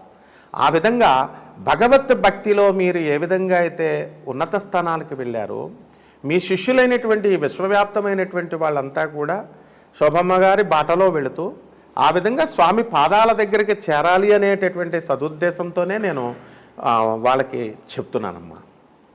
నేను గమనించిన ఇంకొక విషయం మీకు మనవి చేస్తాను అమ్మా. విష్ణు సహస్రనామం ఉంది, అది పఠించే గ్రూప్స్ ఎవరు బాగా పఠిస్తారో వాళ్లకు బహుమతి ఇస్తామని అనౌన్స్ చేశారు. చాలామంది గ్రూప్స్ వచ్చారు. మేం కాదండి, ఒక దగ్గర జరిగింది. 1, 2, 3 ప్రైజులు అనౌన్స్ చేశారు. ప్రైజ్ రాని గ్రూప్, ఒక గ్రూపు ఈ పోటీ నిర్వహణదారులు ఎవరైతే ఉన్నారో వాళ్ళను తిట్టకుండా మాకు అన్యాయం చేశారు, మాకు ఇట్లా అయిపోయింది, మాకు రావాల్సింది ఫస్ట్ ప్రైజ్ వాళ్ళకి ఇచ్చారు అని తిడుతున్నారు. అప్పుడు ఆ విష్ణు సహస్రనామ పారాయణ ప్రయోజనం ఏమైంది? అది హృదయ స్వచ్ఛత సాధించడానికి కదా మనం విష్ణు సహస్రనామం ఫస్ట్ ప్రయోజనం అది, మిగిలినవి తర్వాత. హృదయ స్వచ్ఛత లేకుండా ఇప్పుడు కల్కి అవతారాన్ని పిలిచినా వస్తాడా? నేను 108 సార్లు కాదు, 1108 సార్లు కాదు, 1,08 సార్లు, 1,08 సార్లు పఠించిన నా హృదయం స్వచ్ఛత లేకుంటే ఆయన పలుకుతాడా అని మిమ్మల్ని మీ ద్వారా ఒక సందేశం ఇద్దామని. తప్పకుండా. లలితా సహస్రనామాలు, విష్ణు సహస్రనామాలు పఠించేటటువంటి వాళ్ళు లక్షల్లో కోట్లలో ఉన్నారు. కానీ వీళ్ళంతా మెకానికల్గా చేస్తున్నారు. మీరు అన్నట్టుగా పరిశుద్ధమైనటువంటి మనస్సుతో స్వామి కరుణ, అమ్మవారి కరుణ మనము వాళ్ళది కావాలి. కానీ ఈ కండక్ట్ చేసేటటువంటి కమిటీస్ ఇచ్చేటటువంటి ప్రైజుల మీద దృష్టి పెట్టకుండా మనం చదివాము, we did our duty. Bhagavad Gita చెప్పేది అదే, విష్ణు సహస్రనామం చెప్పేది అదే. You do your duty and డెఫినెట్గా నేను చేసేది నేను చేస్తాను. అర్జునుడికి శ్రీకృష్ణ పరమాత్మ, అర్జునుడు స్వయంవరానికి వెళుతున్నాడు. కృష్ణుడిని అడుగుతాడు, బావా నేను ఏం చేయమంటావు బావా, కాంపిటీషన్కి పంపిస్తున్నావు నన్ను అంటే, ఏం లేదు నువ్వు క్రింద చూడు, పైన చేప తిరుగుతుంది, క్రింద చూడు, కొట్టేసాయి బాణం, దట్స్ ఆల్ అంటాడు. కొట్టేశాడు, విజయం అయిపోయింది, ద్రౌపది స్వయంవరం అయిపోయింది. ఆఫ్టర్ 1 year ఎక్కడో ఒక చోట పిక్నిక్లో కలుసుకున్నారు. కృష్ణుడిని అడుగుతాడు అర్జునుడు, బావా నువ్వేం హెల్ప్ చేసావు నాకు, అందులో నువ్వేం చేసావు, నువ్వు కొట్టేయమన్నావు, చూడమన్నావు, కొట్టేశాను, what is the help that you did అంటే, అప్పుడు కృష్ణుడు చెప్తాడు, నేను నువ్వు చేయమన్నది, నువ్వు చేయాల్సింది చెప్పాను అంతే, నేనేం చేస్తానో నీకు చెప్పాల. I made the water still not moving. Move ఉండకుండా స్ట్రాగ్నెంట్గా వాటర్ని ఆపేశాను కదలకుండా. అందువల్ల నువ్వు చేపను కొట్టగలిగావు నాయన. అట్లా వీళ్ళంతా కూడా పరమాత్మ ఇచ్చేటటువంటి కరుణ మీద దృష్టి పెట్టాలి. అది రావాలంటే బ్రాడ్ మైండ్ రావాలి. అసలు ఫస్ట్ విష్ణు సహస్ర పారాయణే ఏమంటున్నాడు, విశాలము, విష్ణు పదములోనే ఉంది, బ్రాడ్గా వ్యాపించి ఉండడము, బ్రాడ్ ఫీలింగ్స్ రావాలా. Narrow minded expansion is God, అంతేకాని నారోగా కాంట్రాక్షన్ ఇస్ నాట్ గాడ్. కాబట్టి వీళ్ళు ప్రైజులు రావాలా. ఇది సేమ్ సింపుల్ ఎయిర్ ఫోర్స్ స్కూల్లో ఇలాంటి కొన్ని స్కూల్స్ ఉన్నాయి, ఇంటర్నేషనల్ స్కూల్స్. వాళ్ళు ఏం చేస్తారంటే చిన్నప్పుడు ఎల్కేజీ అప్పుడు, అమ్మ కాంపిటీషన్ పెట్టాం, మా పిల్లడికి ఇవ్వలేదని గొడవలు జరుగుతూనే ఉంటాయి ఇట్లా. అయితే అది చిన్న పిల్లలు కాబట్టి మళ్ళీ అదే పేరెంట్స్ వీళ్ళు ఇంజనీరింగ్కి వచ్చేసరికి ఇంట్రెస్ట్ చూపించారు, వీళ్ళు ఇంటర్మీడియట్కి వెళ్ళి డైవర్ట్ అవుతున్నప్పుడు చూపించారు. అంటే ఇక్కడ ఏమవుతుందంటే చిన్నప్పుడు చూపించే శ్రద్ధ లైఫ్ లాంగ్ చూపించాలా. ఈ విష్ణు సహస్ర పారాయణ చేసినప్పుడు ఆర్గనైజర్స్ ఎంత కష్టపడి చేస్తున్నారు, వాళ్ళొక పాలసీస్ ఉంటాయి, వాళ్ళకి మనం సహకరించాలి. మనం చదవడం వల్ల మనకి స్వామి అనుగ్రహం వస్తుంది. వీళ్ళు ఇచ్చే ప్రైజెస్ అనేది కేవలం encouragement, that's all. Consolation prices లాంటివి. అండ్ మన యొక్క ప్రతిభని కాదు వాళ్ళు గుర్తించేది, మనస్సుని అనేటటువంటి భావన అనేటటువంటిది ఈ విష్ణు సహస్ర పారాయణం వల్ల తెలిసి చదివినా తెలియక చదివినా వాళ్ళకి ఏదో ఒక రోజు వస్తుంది, ప్రస్తుతం రాకపోవచ్చు. అలా నేరోగా ఆలోచిస్తే ఆ విష్ణు సహస్రనామ పూజ ఫలితం రాదమ్మా. వీళ్ళందరూ కూడా ఏం చేస్తున్నారంటే నైవేద్యాల మీద దృష్టి. 9 రకాల నైవేద్యాలు, 9 రకాల చీరలు, 9 రకాల పుష్పాలు అని ఇవి అన్నీ చెప్తున్నారు. అసలు జగద్గురువైనటువంటి ఆదిశంకరాచార్యులు వారు ఈ యొక్క విష్ణు సహస్ర భాష్యాన్ని రాసినప్పుడు he wanted to write for Lalita Sahasranamam భాష్యం. No, this is mother's order అని చెప్పి ఆమె ఏం చేస్తుంది, ఆయన లోపలికి గది లోపలికి ఆ పుస్తకం తెమ్మని విష్ణు సహస్ర పుస్తకాన్ని పంపమని తన శిష్యుడిని పంపిస్తే అమ్మవారి అదో చిన్నపిల్ల, అమ్మవారే చిన్నపిల్లలా వచ్చి విష్ణు సహస్రాన్నే ఇస్తుంది. 2 సార్లు చేసినా 3 సార్లు చేసినా అదే ఇస్తుంటే అప్పుడు అమ్మ ఆజ్ఞ ఇది అని తెలుసుకుంటాడు. అప్పుడు అమ్మ చెప్తుంది ఏమని, Adi Shankara, this work is assigned to another super soul which is going to take birth in another generation. మళ్ళీ ఒక ఆత్మ కోసం రిజర్వ్ చేయబడింది. ఆయన రాస్తాడు లలితా సహస్ర భాష్యం. నువ్వు శివుడి అవతారం, నువ్వు సాక్షాత్ పరమేశ్వరుడు, నువ్వు శాక్తేయుడిగా శివుడిగా సౌందర్యహరి రాశావు, శివానంద హరి రాశావు. శాక్తేయుడిగా నువ్వు ముద్ర పడిపోకుండా నువ్వు కూడా విష్ణువు భక్తుడివి. మొత్తము విష్ణువు శివుడు ఇద్దరు ఒకటే, వాళ్ళిద్దరి మధ్య భేదం లేదు అని చెప్పడం కోసం నీ యొక్క జన్మ జరగడం జరిగింది, నీకు ఈ విష్ణు సహస్ర రాయడం జరిగింది అని చెప్పారు. అందువలన అప్పుడు ఆయన తెలుసుకొని రాశారు. అటువంటి మహోత్తరమైనటువంటి విష్ణు సహస్రము స్వామివారిది ఈ ప్రైజులతో చిన్న చిన్న విషయాల మీద వీళ్ళ దృష్టి పెట్టకుండా ప్రపంచ మొత్తము ఆ కాంపిటీషన్లో వచ్చినటువంటి వాళ్ళే కాకుండా ఇక ముందు జరగబోయేటటువంటి అటువంటి కాంపిటీషన్స్లో చాలామంది పాల్గొంటారు. కాబట్టి బ్రాడ్ విజన్తో సహృదయతతో పరమాత్మ యొక్క కరుణను చూడాలి తప్ప ఈ ప్రైజెస్ మీద పెట్టుకొని గొడవలు పడకూడదన్నది నా మనవి వాళ్ళందరికీ. సంతోషం అండి.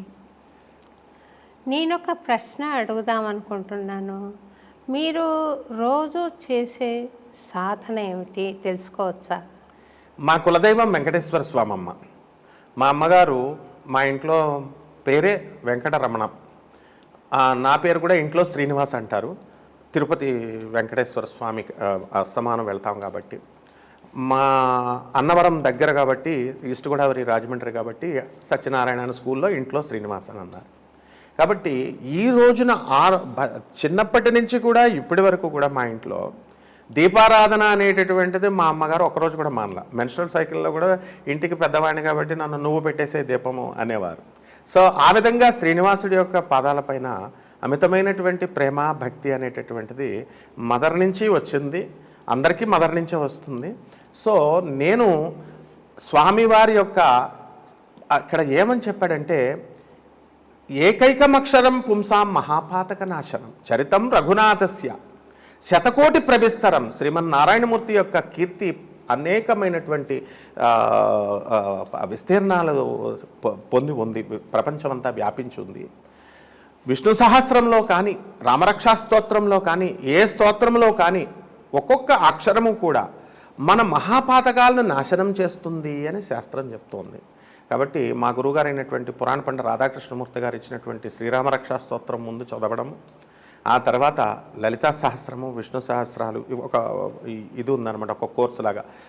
నా ఇన్ఫ్లుయెన్సర్స్ మీరు, భారతీ తీర్థ స్వాముల వారు, ఎందుకంటే మాకు శంకర మఠానికి వచ్చేవారు, వాళ్ళిద్దరూ సాధనా గురువులు మీరు నాకు. కాబట్టి మీ ఇద్దరు ప్రకారం నాకు ఆయన నుంచి శివారాధన వచ్చింది, మీ నుంచి వైష్ణవారాధన వచ్చింది. And chanting the name of God simple సాధనమ్మ. కానీ ఈ రోజుల్లో భక్తులందరూ కూడా మనం చాంట్ చేయండి అని మీరు గురువులు చెప్తుంటే మేము ఇంకా ఇప్పటికి కూడా గోవింద గోవింద అంటూ చాంట్ చేస్తాం. కానీ కలియుగంలో ఏమని చెప్పాడంటే కృష్ణుడు, చాంటింగ్ కాదు నాయన, చాటింగ్ చేసే భక్తులు వచ్చేస్తారన్నారు. ఇప్పుడు పీపుల్ ఆర్ చాటింగ్ వాట్సాప్లో వాట్సాప్లో చాట్ చేసేస్తున్నారు వాళ్ళు. సో ఇలాంటివి కాకుండా సద్గురువులు, మీలాంటి సద్గురువులను ఆశ్రయించి ఇక్కడ కావలసినది క్రమశిక్షణ కావాలా. భక్తుడికి కావాల్సింది క్రమశిక్షణ. లలిత సహస్రము, విష్ణు సహస్రం చదివేటటువంటి పారాయణదారులకు నేను చెప్పేది ఏంటంటే, మెకానికల్గా 10 టైమ్స్ చదివాము, 11 టైమ్స్ చదివాము, అది కాదు దృష్టి. ఒక్కసారి చదివిన ప్రతి నామాన్ని ప్రతిసారి కూడా స్వామివారి పాదాలతో తన్మయత్వంతో చదవాలా, తాదాత్మ్యం చెందుతూ చదవాలా, అది స్వామి ఆజ్ఞగా చదవాలా. గురువు ఎదురుకుండగా ఉన్నాడు అనే భయం, అమ్మో శోభమ్మ మేడం మీకు ఎదురుకుండగా ఉన్నారు, షీఈ్ అబ్జర్వింగ్ అస్ అనేటటువంటి భావనతో గురువు అబ్జర్వ్ చేస్తున్నప్పుడు శిష్యుడు అల్లరి చేయడు. కాబట్టి అప్పుడు తప్పు జరగదు. ఈ విధమైనటువంటి ప్రాక్టికల్ సాధన అలవర్చుకుంటే, నేను చేసేటటువంటిది అదే సాధన, మన భక్తులందరూ కూడా డెఫినెట్గా దే విల్ బి బెనిఫిటెడ్ అమ్మా. బాగుందండి. నాకు చాలా తీవ్రమైన మనస్తాపం కలిగిస్తున్న విషయం ఏంటంటే, భక్తి ఆంగికమైపోయిందే. నేను దీపం వెలిగించానా, అగరబత్తి వెలిగించానా, కొబ్బరికాయ కొట్టానా, హారతి ఇచ్చానా, గబగబా ఆయన ఆఫీస్కి వెళ్తున్నారని గబగబా చేసేసి అక్కడ స్వామి ఉన్నాడా లేడా, నేను స్వామిని భావిస్తున్నానా లేదా అనే ఆలోచన కూడా లేకుండా, అంతకన్నా చేయకుండా ఉంటే మంచిది. భర్తకే సేవ చేసి నీ కృష్ణార్పణం అంటే పోయింది. కానీ ఎందుకని ఇలాగా చ్యుతి చెందింది ఈ భక్తి ఎందుకు గుళ్ళకు పరిమితం అయిపోయింది? గుడికి వెళ్ళామా, గుడికి వెళ్తే బయటకు వచ్చిన భక్తులను అడిగితే రత్నకిరీటం పెట్టారండి స్వామికి అంటారు, కానీ ఆత్మానుసంధానం చేసుకున్నామా అన్న ఆలోచన రాదే. ఒకవేళ గుళ్ళకి వెళ్ళిన వాళ్ళంతా కూడా భక్తులైతే ప్రపంచం ఇట్లా ఉంటుందా? నేను ఇంకా ఆలోచన చేసి బాధపడిన విషయం, గుడిని నిర్వహించే ఒక పూజాది కార్యక్రమాలు చేసే మహానుభావుడు ఒక వృద్ధురాలు నగలు పెట్టుకుని వస్తే ఆమెను చంపేసి గుడి వెనక పారేసి రక్తం గుళ్ళో ఉంటే అది కూడా తుడిచి, ఏమి తుడుస్తున్నావు అని భక్తులు వచ్చి అడిగితే, పిల్లి పురుడు పోసుకుంది, నేను క్లీన్ చేస్తున్నానని చెప్పిన మహానుభావులు ఉన్నారే ఈ లోకంలో. ఇది నేను భయపడేది ఏమిటంటే, మనకు కణాలు ఉన్నాయి లోపల, జీవకణాలు. ఒక్కొక్క కణానికి దానికి స్వతంత్ర ప్రతిపత్తి ఉంది, మళ్ళీ దానికి తెలివితేటలు ఉన్నాయి. పరాయి కణాలు ఏవైనా వచ్చి, బ్యాక్టీరియా వచ్చి ఫైట్ చేస్తే వాటితో ఫైట్ చేయగలిగిన ఇంగితం ఉంది, జ్ఞానం ఉంది, వివేకం ఉంది. అన్ని కణాలు మన బాడీలో ఉండగా కొన్ని చనిపోతున్నాయి, మళ్ళీ కొన్ని కొత్తవి పుడుతున్నాయి. అంటే మనం అంచెలంచెలుగా రోజు చస్తున్నట్టే లెక్క, కొత్తవి పుట్టుకొస్తుంటే మళ్ళీ పుడుతున్నట్టే లెక్క. మరి చివరి దశలో మొత్తం స్తంభించి మనం మరణం పొందడం వేరు, కానీ ఇది రోజువారీగా జరుగుతోంది. కొత్త జీవకణాలు పుట్టడం, పాత జీవకణాలు పోవడం, ఇది జరుగుతోంది కదా. ఈ జీవకణాలు ఎలా మంచివి కూడా ఉండిన దేహంలో, చెడు కణాలు కొన్ని ఉండిన క్యాన్సర్ లాగా, ఆ క్యాన్సర్ మూలాన మనిషి చనిపోతున్నాడు, మొత్తం కణాలు మంచివి కూడా పోతున్నాయి కదా. అలాగా ఈ దుర్మార్గులు ఉండటం మూలాన మంచి వాళ్ళకు కూడా తప్పదా? మనం కూడా విశ్వగాత్రంలో, విశ్వక్షేత్రంలో, విశ్వాత్మ దేహంలో మనమందరం కూడా కణాలే కదా. కొన్ని చెడు కణాలు ఉండడం వలన మంచి కణాలు కూడా అనుభవించవలసి ఏమైనా వస్తుందా అనేది ఒక ఆలోచన అండి. మీ అభిప్రాయం ఏంటి? 100% అమ్మా. శ్రీకృష్ణ పరమాత్మ ద్వాపర యుగంలో ఉన్నప్పుడే డూప్లిసిటీ అనేది ఉంది, ఈ చెడు అనేటువంటిది. కాశీరాజు ఫ్రెండ్ అయినటువంటి పుండరీక రాజు ఉన్నాడు. అతను నేనే కృష్ణుడిని, ఒరిజినల్ కృష్ణుడిని అని కృష్ణుడి దగ్గర ఉన్నటువంటి శంఖము, ఈ యొక్క సుదర్శన చక్రాల్ని బయట ఈ ఐరన్ షాప్లో, వెల్డింగ్ షాప్లో తయారు చేయించుకొని పెద్ద పెద్దగా పెట్టుకున్నాడు. మురళి ధరించాడు, ఈ విష్ణు చక్రాలు ఇవన్నీ ధరించాడు. తానే కృష్ణుడిగా భావిస్తూ ఉన్నాడు. అంతవరకు నో ప్రాబ్లం. సారూప్య భావన, నేనే కృష్ణుడు అనే భావంతో చేసుకుంటే ఏం పర్లే. పౌండరీకరాజు. అయితే అతను ఏం జరిగింది, భక్తులను అందరినీ, వచ్చిన భక్తుల్ని, ఒరిజినల్ కృష్ణుడు వసుదేవన కృష్ణుడు, ఇతను డూప్లికేటు, నేనే ఒరిజినల్, అందువలన ఓం పౌండరీకాయ నమః అని అనండి అని నిర్బంధిస్తూ ఉంటాడు అందరినీ. భక్తుల్ని, సాధు పురుషుల్ని, అందరినీ చేస్తుంటే స్వామికి అంతా తెలుసు, కానీ కలగజేసుకోడు, టైం రావాలని. ఈ భక్తులు ఒక రోజున మేము అననంటుంటే ఇంకా శిక్షలు వేస్తూ అల్టిమేటం ఇస్తాడు, ఒరిజినల్ కృష్ణుడికే ఇస్తాడు ఆ పౌండరీకుడు. యూ లీవ్ దట్ శంఖం చక్రం, సరెండర్ టు మీ అని చెప్తాడు. అంటే రా, యుద్ధానికి రా, నాకు వచ్చేసి ఈ యొక్క పొండరిక రాజ్యానికి వచ్చేసి నాకు సరెండర్ చేసేయమంటే ఎవరు అడిగినా కృష్ణుడు రెడీ, మంచికైనా చెడుకైనా కమానండి వచ్చాడు. వచ్చిన తర్వాత ఈ అర్భకుడైనటువంటి పొండరీకుడు స్వామి పైన ఆ శంఖాలని చక్రాలని విసురుతే ఆయనలో లీనమైపోతే వాడికి డౌట్ వస్తుంది, ఏమిటి అందులో లీనమైపోయినా ఏమిటి అనుకుంటాడు. అనుకున్న తర్వాత అప్పుడు డూప్లిసిటీ అనేటటువంటిది, నేను నిన్ను వదిలేశాను, కరుణామయుడు, అపార కరుణామయుడు కృష్ణుడు. వసుదేవసుతం దేవం కంసచానూరమర్దనం దేవకీ పరమానందం కృష్ణం వందే జగద్గురుం. అటువంటి కరుణామయుడైనటువంటి కృష్ణుడు ఎన్ని ఛాన్సులు ఇచ్చినా శిశుపాలుడు, నిర్భాగ్యులు వీళ్ళంతా, శిశుపాలుడు ఇతను ఉపయోగించుకోకుండా ఉన్నప్పుడు తీసేసి, నాయన నవవిధ భక్తుల్లో సారూప్య భక్తిని నేనంటూ నువ్వు బ్రతికావు కాబట్టి ఖచ్చితంగా నేను నీకు మోక్షాన్ని ఇస్తున్నానని ఇచ్చేస్తాడు. ఆ విధంగా ఇప్పుడున్నటువంటి పూజారులు కొంతమంది ఎవరో ఒకరు రావణాసురుడైనంత మాత్రాన మొత్తం ఈ సృష్టిలో ఇంకా అందరు పంతులు గారులందరినీ కూడా మనం అనుమానించే స్థితికి ప్రజలు వచ్చేస్తారు. కానీ అలా రాకూడదు.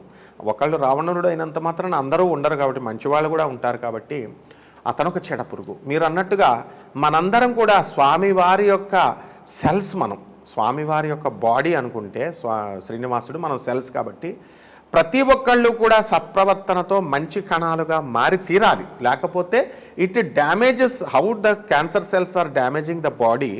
ఆ విధంగా ఈ యొక్క మనము చెడ్డ లక్షణాలతో, చెడ్డ సంకల్పాలతో, చెడ్డ బుద్ధులతో ఉన్న మనము క్యాన్సర్ సెల్స్గా అనుకుంటే స్వామివారికి మనం ఇబ్బంది పెట్టేటటువంటి పరిస్థితిని తీసుకొస్తున్నాం. కాబట్టి అందువల్లనే ఎవల్యూషన్ అనేటటువంటిది అవసరం. కాబట్టే కృష్ణుడు ఎప్పుడు చెప్పినా పరివర్తన, యూ చేంజ్ యువర్ యాటిట్యూడ్ అంటాడు. కాబట్టి ఈ భక్తులంతా కూడా మెకానికల్గా చేసేటటువంటి ఈ పూజలు, ఈ దీపారాధనలు, ఇవి మెకానికల్గా చేయకూడదు. పరీక్షిత్ మహారాజుకి 7 రోజుల సమయమే వచ్చినప్పుడు టైము, 7 రోజుల్లో సాక్షాత్తు శుక మహర్షే వచ్చాడు. ఆ 7 రోజుల్లో నాకు తక్షకుడు శాపం పెట్టాడు, నాకు మోక్షం రావాలంటే ఏం చేయాలంటే భాగవతం వినాలి అన్నారు. వ్యాసుల వారు, వయోవృద్ధులు, జ్ఞాన వృద్ధులందరూ కూడా క్రింద కూర్చున్నారు. ఆ స్టేజ్ మీదకి శుకబ్రహ్మ స్వయంగా డైరెక్ట్ వచ్చాడు. అందరూ నమస్కారం చేస్తే వ్యాసుల వారు సాక్షాత్తు శ్రీమన్నారాయణమూర్తి అయ్యుండి కూడా మనసులో తన కొడుకు నమస్కారం చేసుకుంటాడు, బయట ఈ ప్రపంచం ఇలా ఉంది అని. ఆ సమయంలో శుకుడిని అడిగితే పరీక్షిత్ మహారాజు అప్పుడు అంటాడు, ఒక్క క్షణములో కూడా మోక్షం పొందిన వాళ్ళు ఉన్నారు నాయన, కాబట్టి నీకు 7 రోజులు ఎనఫ్ టైం ఉంది అన్నారు. కాబట్టి వీళ్ళు 40 నిమిషాలు చేశామా పూజ, 20 నిమిషాలు చేశామా అన్నది కాకుండా ఇంట్లో పనులు ఉంటాయి కాబట్టి వీళ్ళందరికీ కూడా వాళ్ళ పనులు చేసుకోవచ్చు. కనీసం 5 నిమిషాలైనా వీళ్ళు ఫుల్ కాన్సన్ట్రేటెడ్గా స్వామివారి పాదాల మీద దృష్టి పెట్టి ఆ 5 నిమిషాలు మాత్రం బంధించి వీళ్ళు చేసుకుంటే సరిపోతుందమ్మా. అలా కాకుండా ఇప్పుడు పూజలన్నీ కూడా ఆడంబర పూజలుగా మారి వీళ్ళు కనుక ఎగ్జిబిషన్ పూజలుగా కనుక చేసుకుంటే ఏమీ ప్రయోజనం ఉండదు. మీరు అన్నట్లుగా అన్నమాచార్యుల వారు అంటారండి, అమ్మ పరమాత్మ పరమాణు రూప శ్రీ తిరువెంకటగిరి దేవ అని పాడతారు ఆయన. అంటే ఆయనకు మీ ఫిజిక్స్ చాలా బాగా తెలుసు. అంతే కదా, పరమాత్మ పరమాణు రూప అన్నాడు. ఆ తత్వం తెలుసుకోకుండా వెంకటేశ్వర స్వామి దర్శనం చేసుకోవడం అంత లాభించదేమో అని నేను భావిస్తున్నా. మీ అభిప్రాయం ఏంటంటే? 100% అమ్మా, ఖచ్చితంగా మీరు అన్నదే కరెక్ట్. అణువణువులో నేనే అయ్యున్నాను అణోరణమయం అంటాడు. అందువలన ఆ అన్నమయాచార్యులు చెప్పినటువంటి, ఆయన ఫిజిస్ట్, ఇప్పుడు శంకరాచార్య, అన్నమయ్య వీళ్ళందరూ social reformers. They are not only philosophers, they are philanthropists, guides, teachers. And మనం అబ్జర్వ్ చేస్తే సొసైటీలో వాళ్ళు రామానుజాచార్యులు వారు వీళ్ళంతా కూడా రిఫర్మేషన్ తీసుకొచ్చారు. ఏ క్షణంలో కూడా ఏ మూల కూడా ఆదిశంకర్లు కానీ వీళ్ళెవ్వరూ కూడా మూఢభక్తి అనేటటువంటి దాన్ని అసలు చెప్పలేదు, పెంచలేదు. అందువలన మీరు అన్నట్టుగా 100% కరెక్టు. అణువణువులో మనము స్వామి ఉన్నాడు అనేటటువంటి భావనతో, మనమే స్వామి, స్వామే మనము అనేటటువంటి భావనతో లేకుండా కేవలం ఏదో వెంకటేశ్వర స్వామి వారి దర్శనం చేసుకున్నంత మాత్రాన వాళ్ళకి ఏమీ ఉపయోగం ఉండదు. సంతోషం అండి. తర్వాత అటు నాస్ట్రాడామస్ కానీ, ఇటు బాబా వంగా కానీ, వీరబ్రహ్మేంద్ర స్వామి కానీ, భవిష్యమాలిక కానీ, భాగవతం కానీ అన్నీ కూడా 2025 నుండి కలియుగాంతం ప్రారంభమవుతుంది, ప్రకృతి బీభత్సాలు జరుగుతాయని చెప్పిన విషయం మీరు సెలవిచ్చారు ఇందాక మన ప్రేక్షకులకి. వారిని హృదయ శుద్ధి వైపు మీరు మరలిస్తూ ఒక సందేశం ఇస్తే ఈ కార్యక్రమాన్ని ముగిద్దామండి. ఎందుకంటే కల్కి అవతారం రావాలి, మనల్ని రక్షించాలి, ఈ భీభత్సాల నుండి మనం రక్షింపబడాలి. దానికి మార్గం ఒక్కటే, హృదయ పారిశుద్ధ్యం. హృదయం పవిత్రంగా ఉంటే అదే భగవంతుడికి ఆలయం, పీఠం. కాబట్టి ఆ హృదయ స్వచ్ఛత, పవిత్రత ఎలా సాధించగలుగుతారో మీరు ఒకసారి సెలవిస్తే ఈ కార్యక్రమాన్ని ముగిద్దాం. తప్పకుండా అమ్మ. వంగా బాబా గారు, ఆమె బ్లైండ్ అయ్యుండి కూడా, బల్గేరియన్ అయ్యుండి కూడా, అలాగే పోతులూరు వీరబ్రహ్మేంద్ర స్వాముల వారు, ఆయన మామూలు మనిషిగా చూస్తే ఎట్లా అర్థమవుద్ది వీళ్ళకి, జగద్గురు ఆయన. అలాగే మన నాస్ట్రాడామస్, ఫ్రాన్స్కి సంబంధించినటువంటి వైద్యుడు కమ్ ఆస్ట్రాలజర్, వీళ్ళన్న ప్రెడిక్షన్స్ అంతా కూడా ఏమని చెప్తున్నారంటే 2025 నుంచి మానవత్వపు విలువలు దిగజారిపోతాయి, హ్యుమానిటీ డిసింటిగ్రేట్ అవుతుంది, వాళ్ళ వాల్యూస్, హ్యూమన్ వాల్యూస్ అన్నారు. అది ప్రారంభం.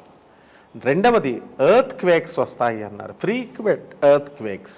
అందువల్లనే ఇప్పుడు మనం చూస్తే 2025 స్టార్టింగే ఈ షష్టగ్రహ కూటమి వచ్చినప్పుడే మనకి ఈ మార్చి నెల మనకి వెంటనే మయనార్లో రావడము, ఒక 15 రోజుల నుంచి విపరీతంగా ఈ యొక్క థాయిలాండ్లో భూకంపాలు, హైదరాబాద్లో, ఇలాగ ఇస్లామాబాద్, పాకిస్తాన్ ఇలా జరుగుతూనే ఉన్నాయి. నెక్స్ట్ ఎకనామిక్ క్రైసిస్ వస్తుంది అన్నారు. జాబ్స్లో కూడా ఇప్పుడు రెసెషన్ పీరియడ్ నడుస్తుంది, యుఎస్లో కూడా ఎక్కడికి ఎవరికి జాబులు రావడం లేదు. కాబట్టి ఈ విధంగా అన్నీ కూడా వాల్కనోస్ పెగులుతాయి. అండ్ ఒక ఆస్టిరాయిడ్ కూడా మనకి భూభాగాన్ని తాకేటటువంటి అవకాశం ఉంది అన్నారు. ఆ రోజుల్లో కూడా 1977 ఆ ప్రాంతాలలో స్కైలాబ్ అనేది ఒకటి వస్తుంది అన్నారు. దాన్ని అరేబియన్ మహాసముద్రంలో డైవర్ట్ చేసి లాగారు టెక్నాలజీతో. That may be different. And ఈ ఆస్ట్రాయిడ్ అలా చేయొచ్చు వాళ్ళు, మానవ టెక్నాలజీ. అండ్ టెక్నాలజికల్లో బ్రేక్ త్రూస్ వస్తాయి అన్నారు. మెడికల్ టెక్నాలజీ ఇంప్రూవ్ అవుతుందన్నారు. వీళ్ళంతా చెప్పింది అదే. అయితే ఆఖరుగా ఏమని చెప్పారంటే, కలియుగాంతానికి మనము దగ్గరగా వెళుతున్నాము కాబట్టి అన్నప్పుడు ప్రజలు దాన్ని డైజెస్ట్ చేసుకోలేకపోతున్నారు. ఎందువలనంటే, అమ్మో మనం ఇంకా శాశ్వతంగా భూమి మీద ఉండాలా, మనము నెగిటివ్ని వీళ్ళు రిసీవ్ చేసుకోవడం చాలా కష్టం. అందువల్లనే సోక్రటిస్ లాంటి మహా మేధావులందరినీ కూడా మామూలుగా వాళ్ళు డైజెస్ట్ చేసుకోలేక ఉరి తీశారు. అలెగ్జాండర్ గురువు ఆయన. మరి ఒక బలవంతుడు కనబడినప్పుడు అరే వీడు లీడర్గా మనకు పనికొస్తాడు అని జలస్నెస్ ఫీల్ అయినా లీడర్గా పెట్టుకుంటారు. ఎకనామికల్గా మనకంటే ఎకనామికల్గా స్ట్రెంథన్గా ఉన్న వాళ్ళని చూస్తే ఒక సెన్స్ ఆఫ్ జలస్నెస్ వచ్చినా పర్వాలేదు, వీళ్ళు మనకు ఉపయోగపడతారని కొంచెంసేపు మర్చిపోతాం. కానీ డీప్ థింకనర్స్ చెప్పేటటువంటి ఫిలాసఫీ అది హృదయాలని తట్టి లేపుతుంది. వాళ్ళ ఒక ఈగో ఫీలింగ్లో ఉంటారు, ఒక భ్రమలో ఉంటారు, ఒక హాలుసినేషన్లో, ఒక దీంట్లో ఉంటారు. కాబట్టి దాన్ని కాదు, నువ్వు రియల్ లైఫ్లోకి రా అని చెబుతాడు. కాబట్టి ప్రాక్టికాలిటీ టీచర్స్ని ఎవరు లైక్ చేయరు. ఎందుకు? టీచర్ తంతాడు చిన్నప్పుడు. కానీ పెద్ద అయిన తర్వాత అరే ఆ టీచర్ నన్ను తన్నాడు కాబట్టే ఈ రోజు నేను ఉద్ధరించబడ్డాను, ఆస్ట్రేలియాలో ఉన్నాను, అమెరికాలో ఉన్నాను, ఇండియాలో ఉన్నాను అని వీళ్ళు సంతోషిస్తున్నారు. అదేవిధంగా ఈ ఆధ్యాత్మిక గురువులు వీళ్ళంతా they are all philosophers, even Mangababa అనినా వీళ్ళంతా దే ఆర్ సీర్స్, ఒక టైప్ ఆఫ్ ఋషులు వీళ్ళంతా. కాబట్టి వీళ్ళందరూ చెప్పిన దాన్ని బట్టి ఇన్నర్ సెన్స్ ఏం చెప్తున్నారంటే మీరేం భయపడద్దు, this is nothing but partial dissolution. We have 2 types of dissolutions, అంతాలు, కలియుగ అంతాలు. అదేంటంటే ఒకటి partial dissolution and the permanent dissolution full స్టేజ్లో, సో ఎక్స్టెంట్లో.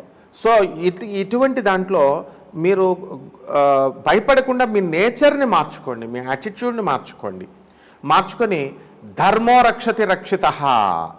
అందువల్ల తిరుపతిలో మనం వెళుతున్నాం అనుకుంటారు తప్ప, దాన్ని చూసి చదువుతారు తప్ప ఇంటికొచ్చి దాన్ని పాటించే వాళ్ళు ఎవరు, దాన్ని ఎవరైతే పాటిస్తారో దానికి నేను వాళ్ళని ఎలా రక్షిస్తుంది అన్నదానికి నేను ఒక చిన్న కథ చెప్తానమ్మా. 2 minutes కథ. ఒక రాజు ఉంటాడు, ఆ రాజు దగ్గర చిన్న రాజ్యం, దాన్ని డెవలప్ చేద్దామంటే అది ఒక ఊర్లకి చిన్న ఒక 500 మంది జనమే ఉన్నారు కాబట్టి అక్కడ వ్యాపారస్తులంతా ఏం చేస్తున్నారంటే ఈ రాజ్యంలో అమ్ముకుంటే మన సామాను మిగిలిపోతున్నాయి, వేస్ట్ అవుతున్నాయి, కాబట్టి మనం పక్కన హైదరాబాద్కి వెళ్ళి అమ్ముకుందాము అని చెప్పేసి పెద్ద నగరానికి వెళ్ళి అమ్ముతున్నారు. అప్పుడు ఈ రాజు ఎంత అయితే మన సిటీ డెవలప్ అవ్వదు, మన రాజ్యం డెవలప్ అవ్వదు, అందువలన మీకు సబ్సిడీస్ ఇస్తాను అని చెప్పి ఆయన ఏం చేశారంటే ఈ రాజ్యంలో అమ్ముకోండి, మీరు మిగిలిపోయిన సామాన్ అంతా కూడా నేను కొనేస్తాను, మీకేం లాస్ రాదు అన్నారు. ఇప్పుడు కూరగాయలు ఉంటాయి, కూరగాయలు సగం అమ్మారు, మిగతా సగం డ్యామేజ్ అవ్వకుండా రాజుగారు తీసేసుకుంటారు. అలా చేస్తుంటే ఒక బొమ్మలు అమ్మేవాడు ఉన్నాడు. వాడు ఎప్పుడు అన్ని బొమ్మలు చక్కగా చేస్తున్నాడు, మహాలక్ష్మి, శ్రీనివాసుడు, అన్నమయ్య బొమ్మలు అమ్ముడవుతున్నాయి. ఒకరోజు వాడికి విచిత్రమైన థాట్ వస్తుంది, దరిద్ర దేవత బొమ్మ తయారు చేయాలని. దరిద్ర దేవత బొమ్మ తయారు చేసి పెడితే అందరూ ఎవరు కొంటారు, అంత సాహసం ఎవరు చేస్తారు, ఎవరూ చేయలేదు, అది మిగిలిపోయింది. మిగిలిపోతే ఆ దరిద్ర దేవత బొమ్మ రాజుగారి కాంట్రాక్ట్ ప్రకారము ఆయన ఈ దరిద్ర దేవతను తీసుకుంటే రాజుగారు తీసుకుంటాడు మాట తప్పకుండా. తీసుకువెళ్ళి కోశాగారంలో పెడతారు, ట్రెషరీలో పెడితే వెంటనే ఇలా పెట్టాడో లేదో 1 సెకండ్ కూడా అవ్వలేదు, రాజుగారి దగ్గరికి మహాదివ్య తేజో సంపన్నురాలైనటువంటి ఒక దేవతా స్త్రీ వస్తుంది. వచ్చి రాజా నేను వెళ్ళిపోతున్నాను అంటుంది. ఎవరమ్మా నువ్వు అంటే నేను మహాలక్ష్మి తల్లిని. నువ్వు దరిద్ర దేవతను తీసుకొచ్చి పక్కన పెట్టావు. కాంట్రడిక్షన్. ఒక ధనవంతుడి దగ్గర పేదరికం ఎలా ఉండదో 2 కాంట్రడిక్షన్స్. కాబట్టి లక్ష్మి ఉన్న చోట దరిద్రం ఉండకూడదు. కాబట్టి అయితే ఉన్నా ఉంచు, లేకపోతే ఆమెనైనా ఉంచు, ఆమెను తీసేసి నేను ఉంటాను, లేదా నన్ను తీసేసి నేను వెళ్ళిపోతాను, ఆమెను వస్తానంటే ధర్మో రక్షిత అమ్మ, నేను తిరుపతిలో చదివానది కాబట్టి నేను ధర్మాన్ని పాటిస్తాను, మాటకి నిలబడతాను, నువ్వే వెళ్ళిపోమ్మా అంటాడు. హౌ డేర్, మహాలక్ష్మి తల్లినే వెళ్ళిపోమన్నాడు. వెళ్ళిపోతుంది ఆమె. వెంటనే ఒక దివ్య తేజో సంపన్నుడైనటువంటి వ్యక్తి వస్తాడు. ఆయన కూడా నాయనా నేను వెళ్ళిపోతున్నానంటే నువ్వెవరు నాయనా అంటాడు. అంటే నేను శ్రీమన్నారాయణమూర్తిని. లక్ష్మి వెళ్ళిపోయింది కాబట్టి నేను వెళ్ళిపోతాను. శ్రీనివాసుడిని నేను. లక్ష్మి ఎక్కడ ఉంటుందో శ్రీనివాసుడు అక్కడే ఉండాలా. విజయలక్ష్మి ఎక్కడ ఉంటుందో నేను అక్కడే ఉండాలా నాయన. విష్ణువు ఉన్న చోట అపజయం ఉండదు, దరిద్రం ఉండదు. ఈ విషయం తెలుసుకోవాలా. ధర్మం ఉన్నప్పుడు ఎలా వస్తుందో ఈ కథ ద్వారా మన ప్రేక్షకులు తెలుసుకోవాలా అని నేను వెళ్ళిపోతాను నాయన. మహాలక్ష్మి వెళ్ళిపోయిందంటే, విజయలక్ష్మి వెళ్ళిపోయిందంటే వెళ్ళిపోండి సార్ అంటాడు. వెళ్ళిపోతాడు.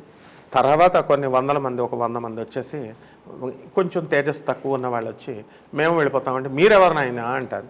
మేము దేవతలం, లక్ష్మీనారాయణలు ఎక్కడుంటే అక్కడ మేము ఉండాలా, సో మేము వెళ్ళిపోతున్నాం, వాళ్ళిద్దరు లేరు కాబట్టి అంటే వెళ్ళిపోమంటాడు. వెళ్ళిపోతే వీళ్ళు వెళ్ళి 1 సెకండ్ కూడా కావలేదు, వెంటనే విష్ణుమూర్తి మళ్ళీ return journey back to pavilion వచ్చేస్తాడు.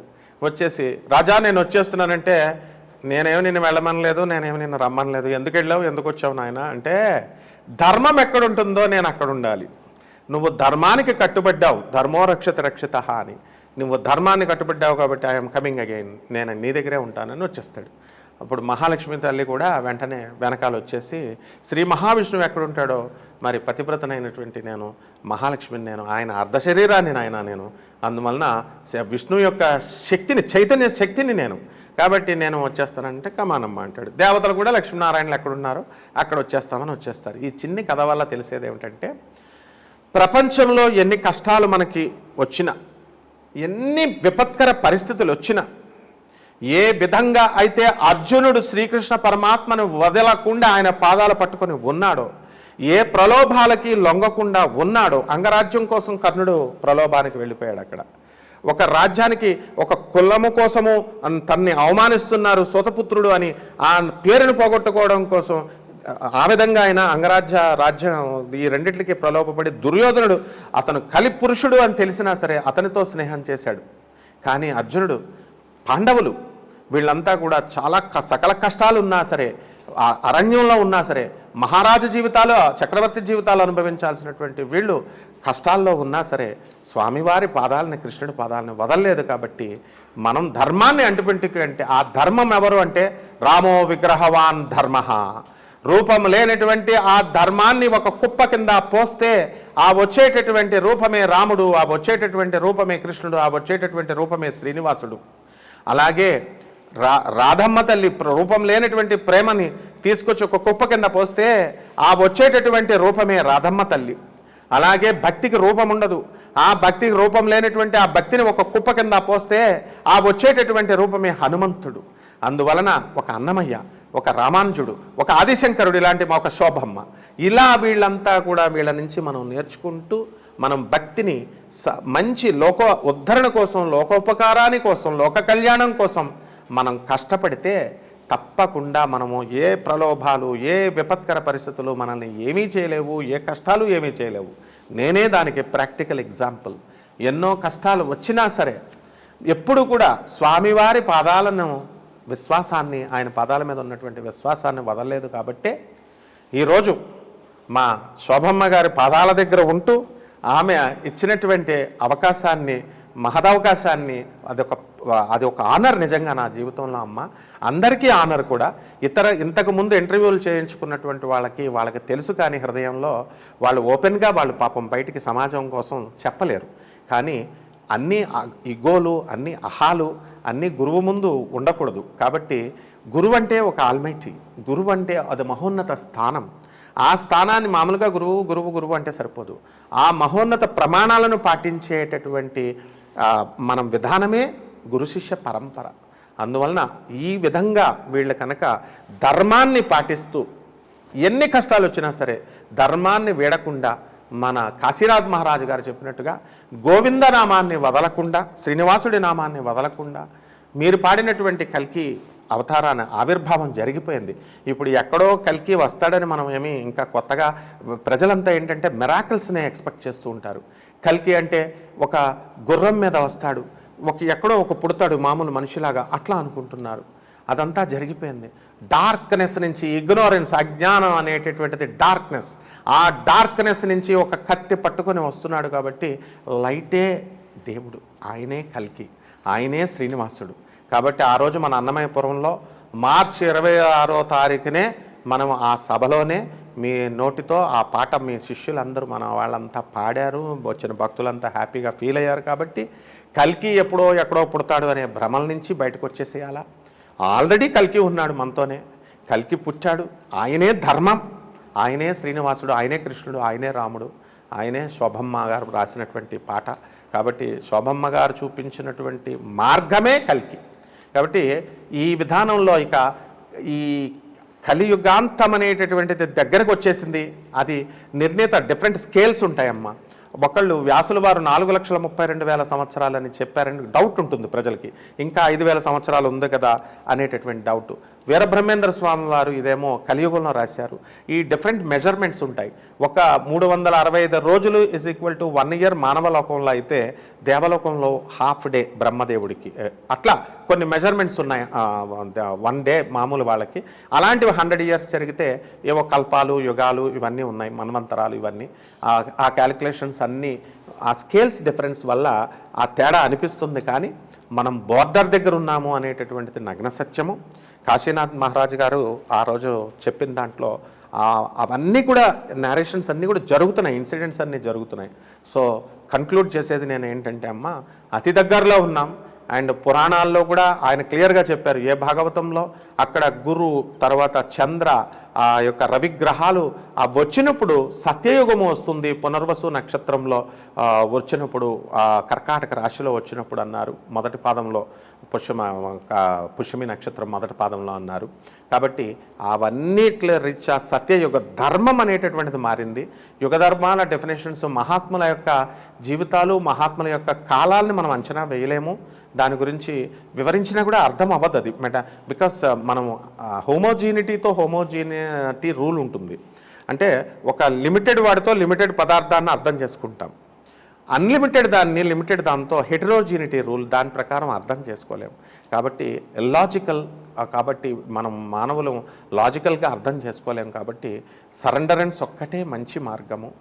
గురు సరెండరెన్స్ మొట్టమొదట శ్రీనివాసుడుని ఎవరు డైరెక్ట్గా వెళ్ళలేరు. కాబట్టి అందరూ కూడా గురువు ద్వారానే వెళ్ళాలి. కాబట్టి మొత్తము మన విశ్వానికి నేను అపీల్ ఏంటంటే, సద్గురువు అనేటటువంటి వాళ్ళు దారి చూపిస్తారు, గురువు చెప్పడు, మనమే తెలుసుకోవాలి.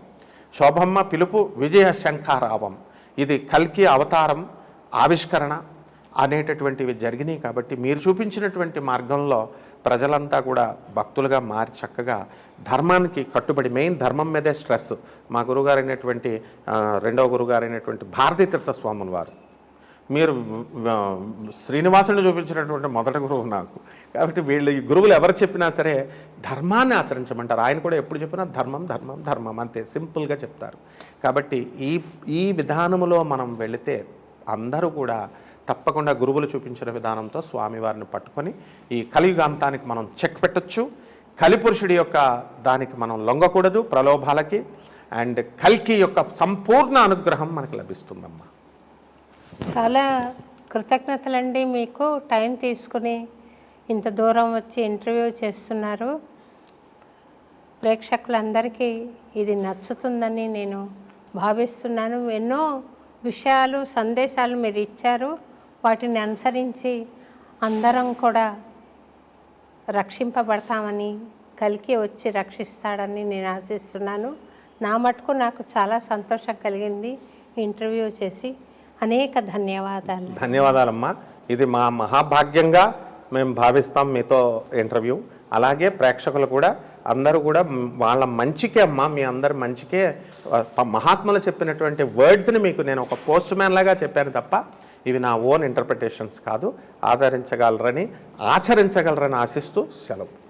ధన్యవాదాలు.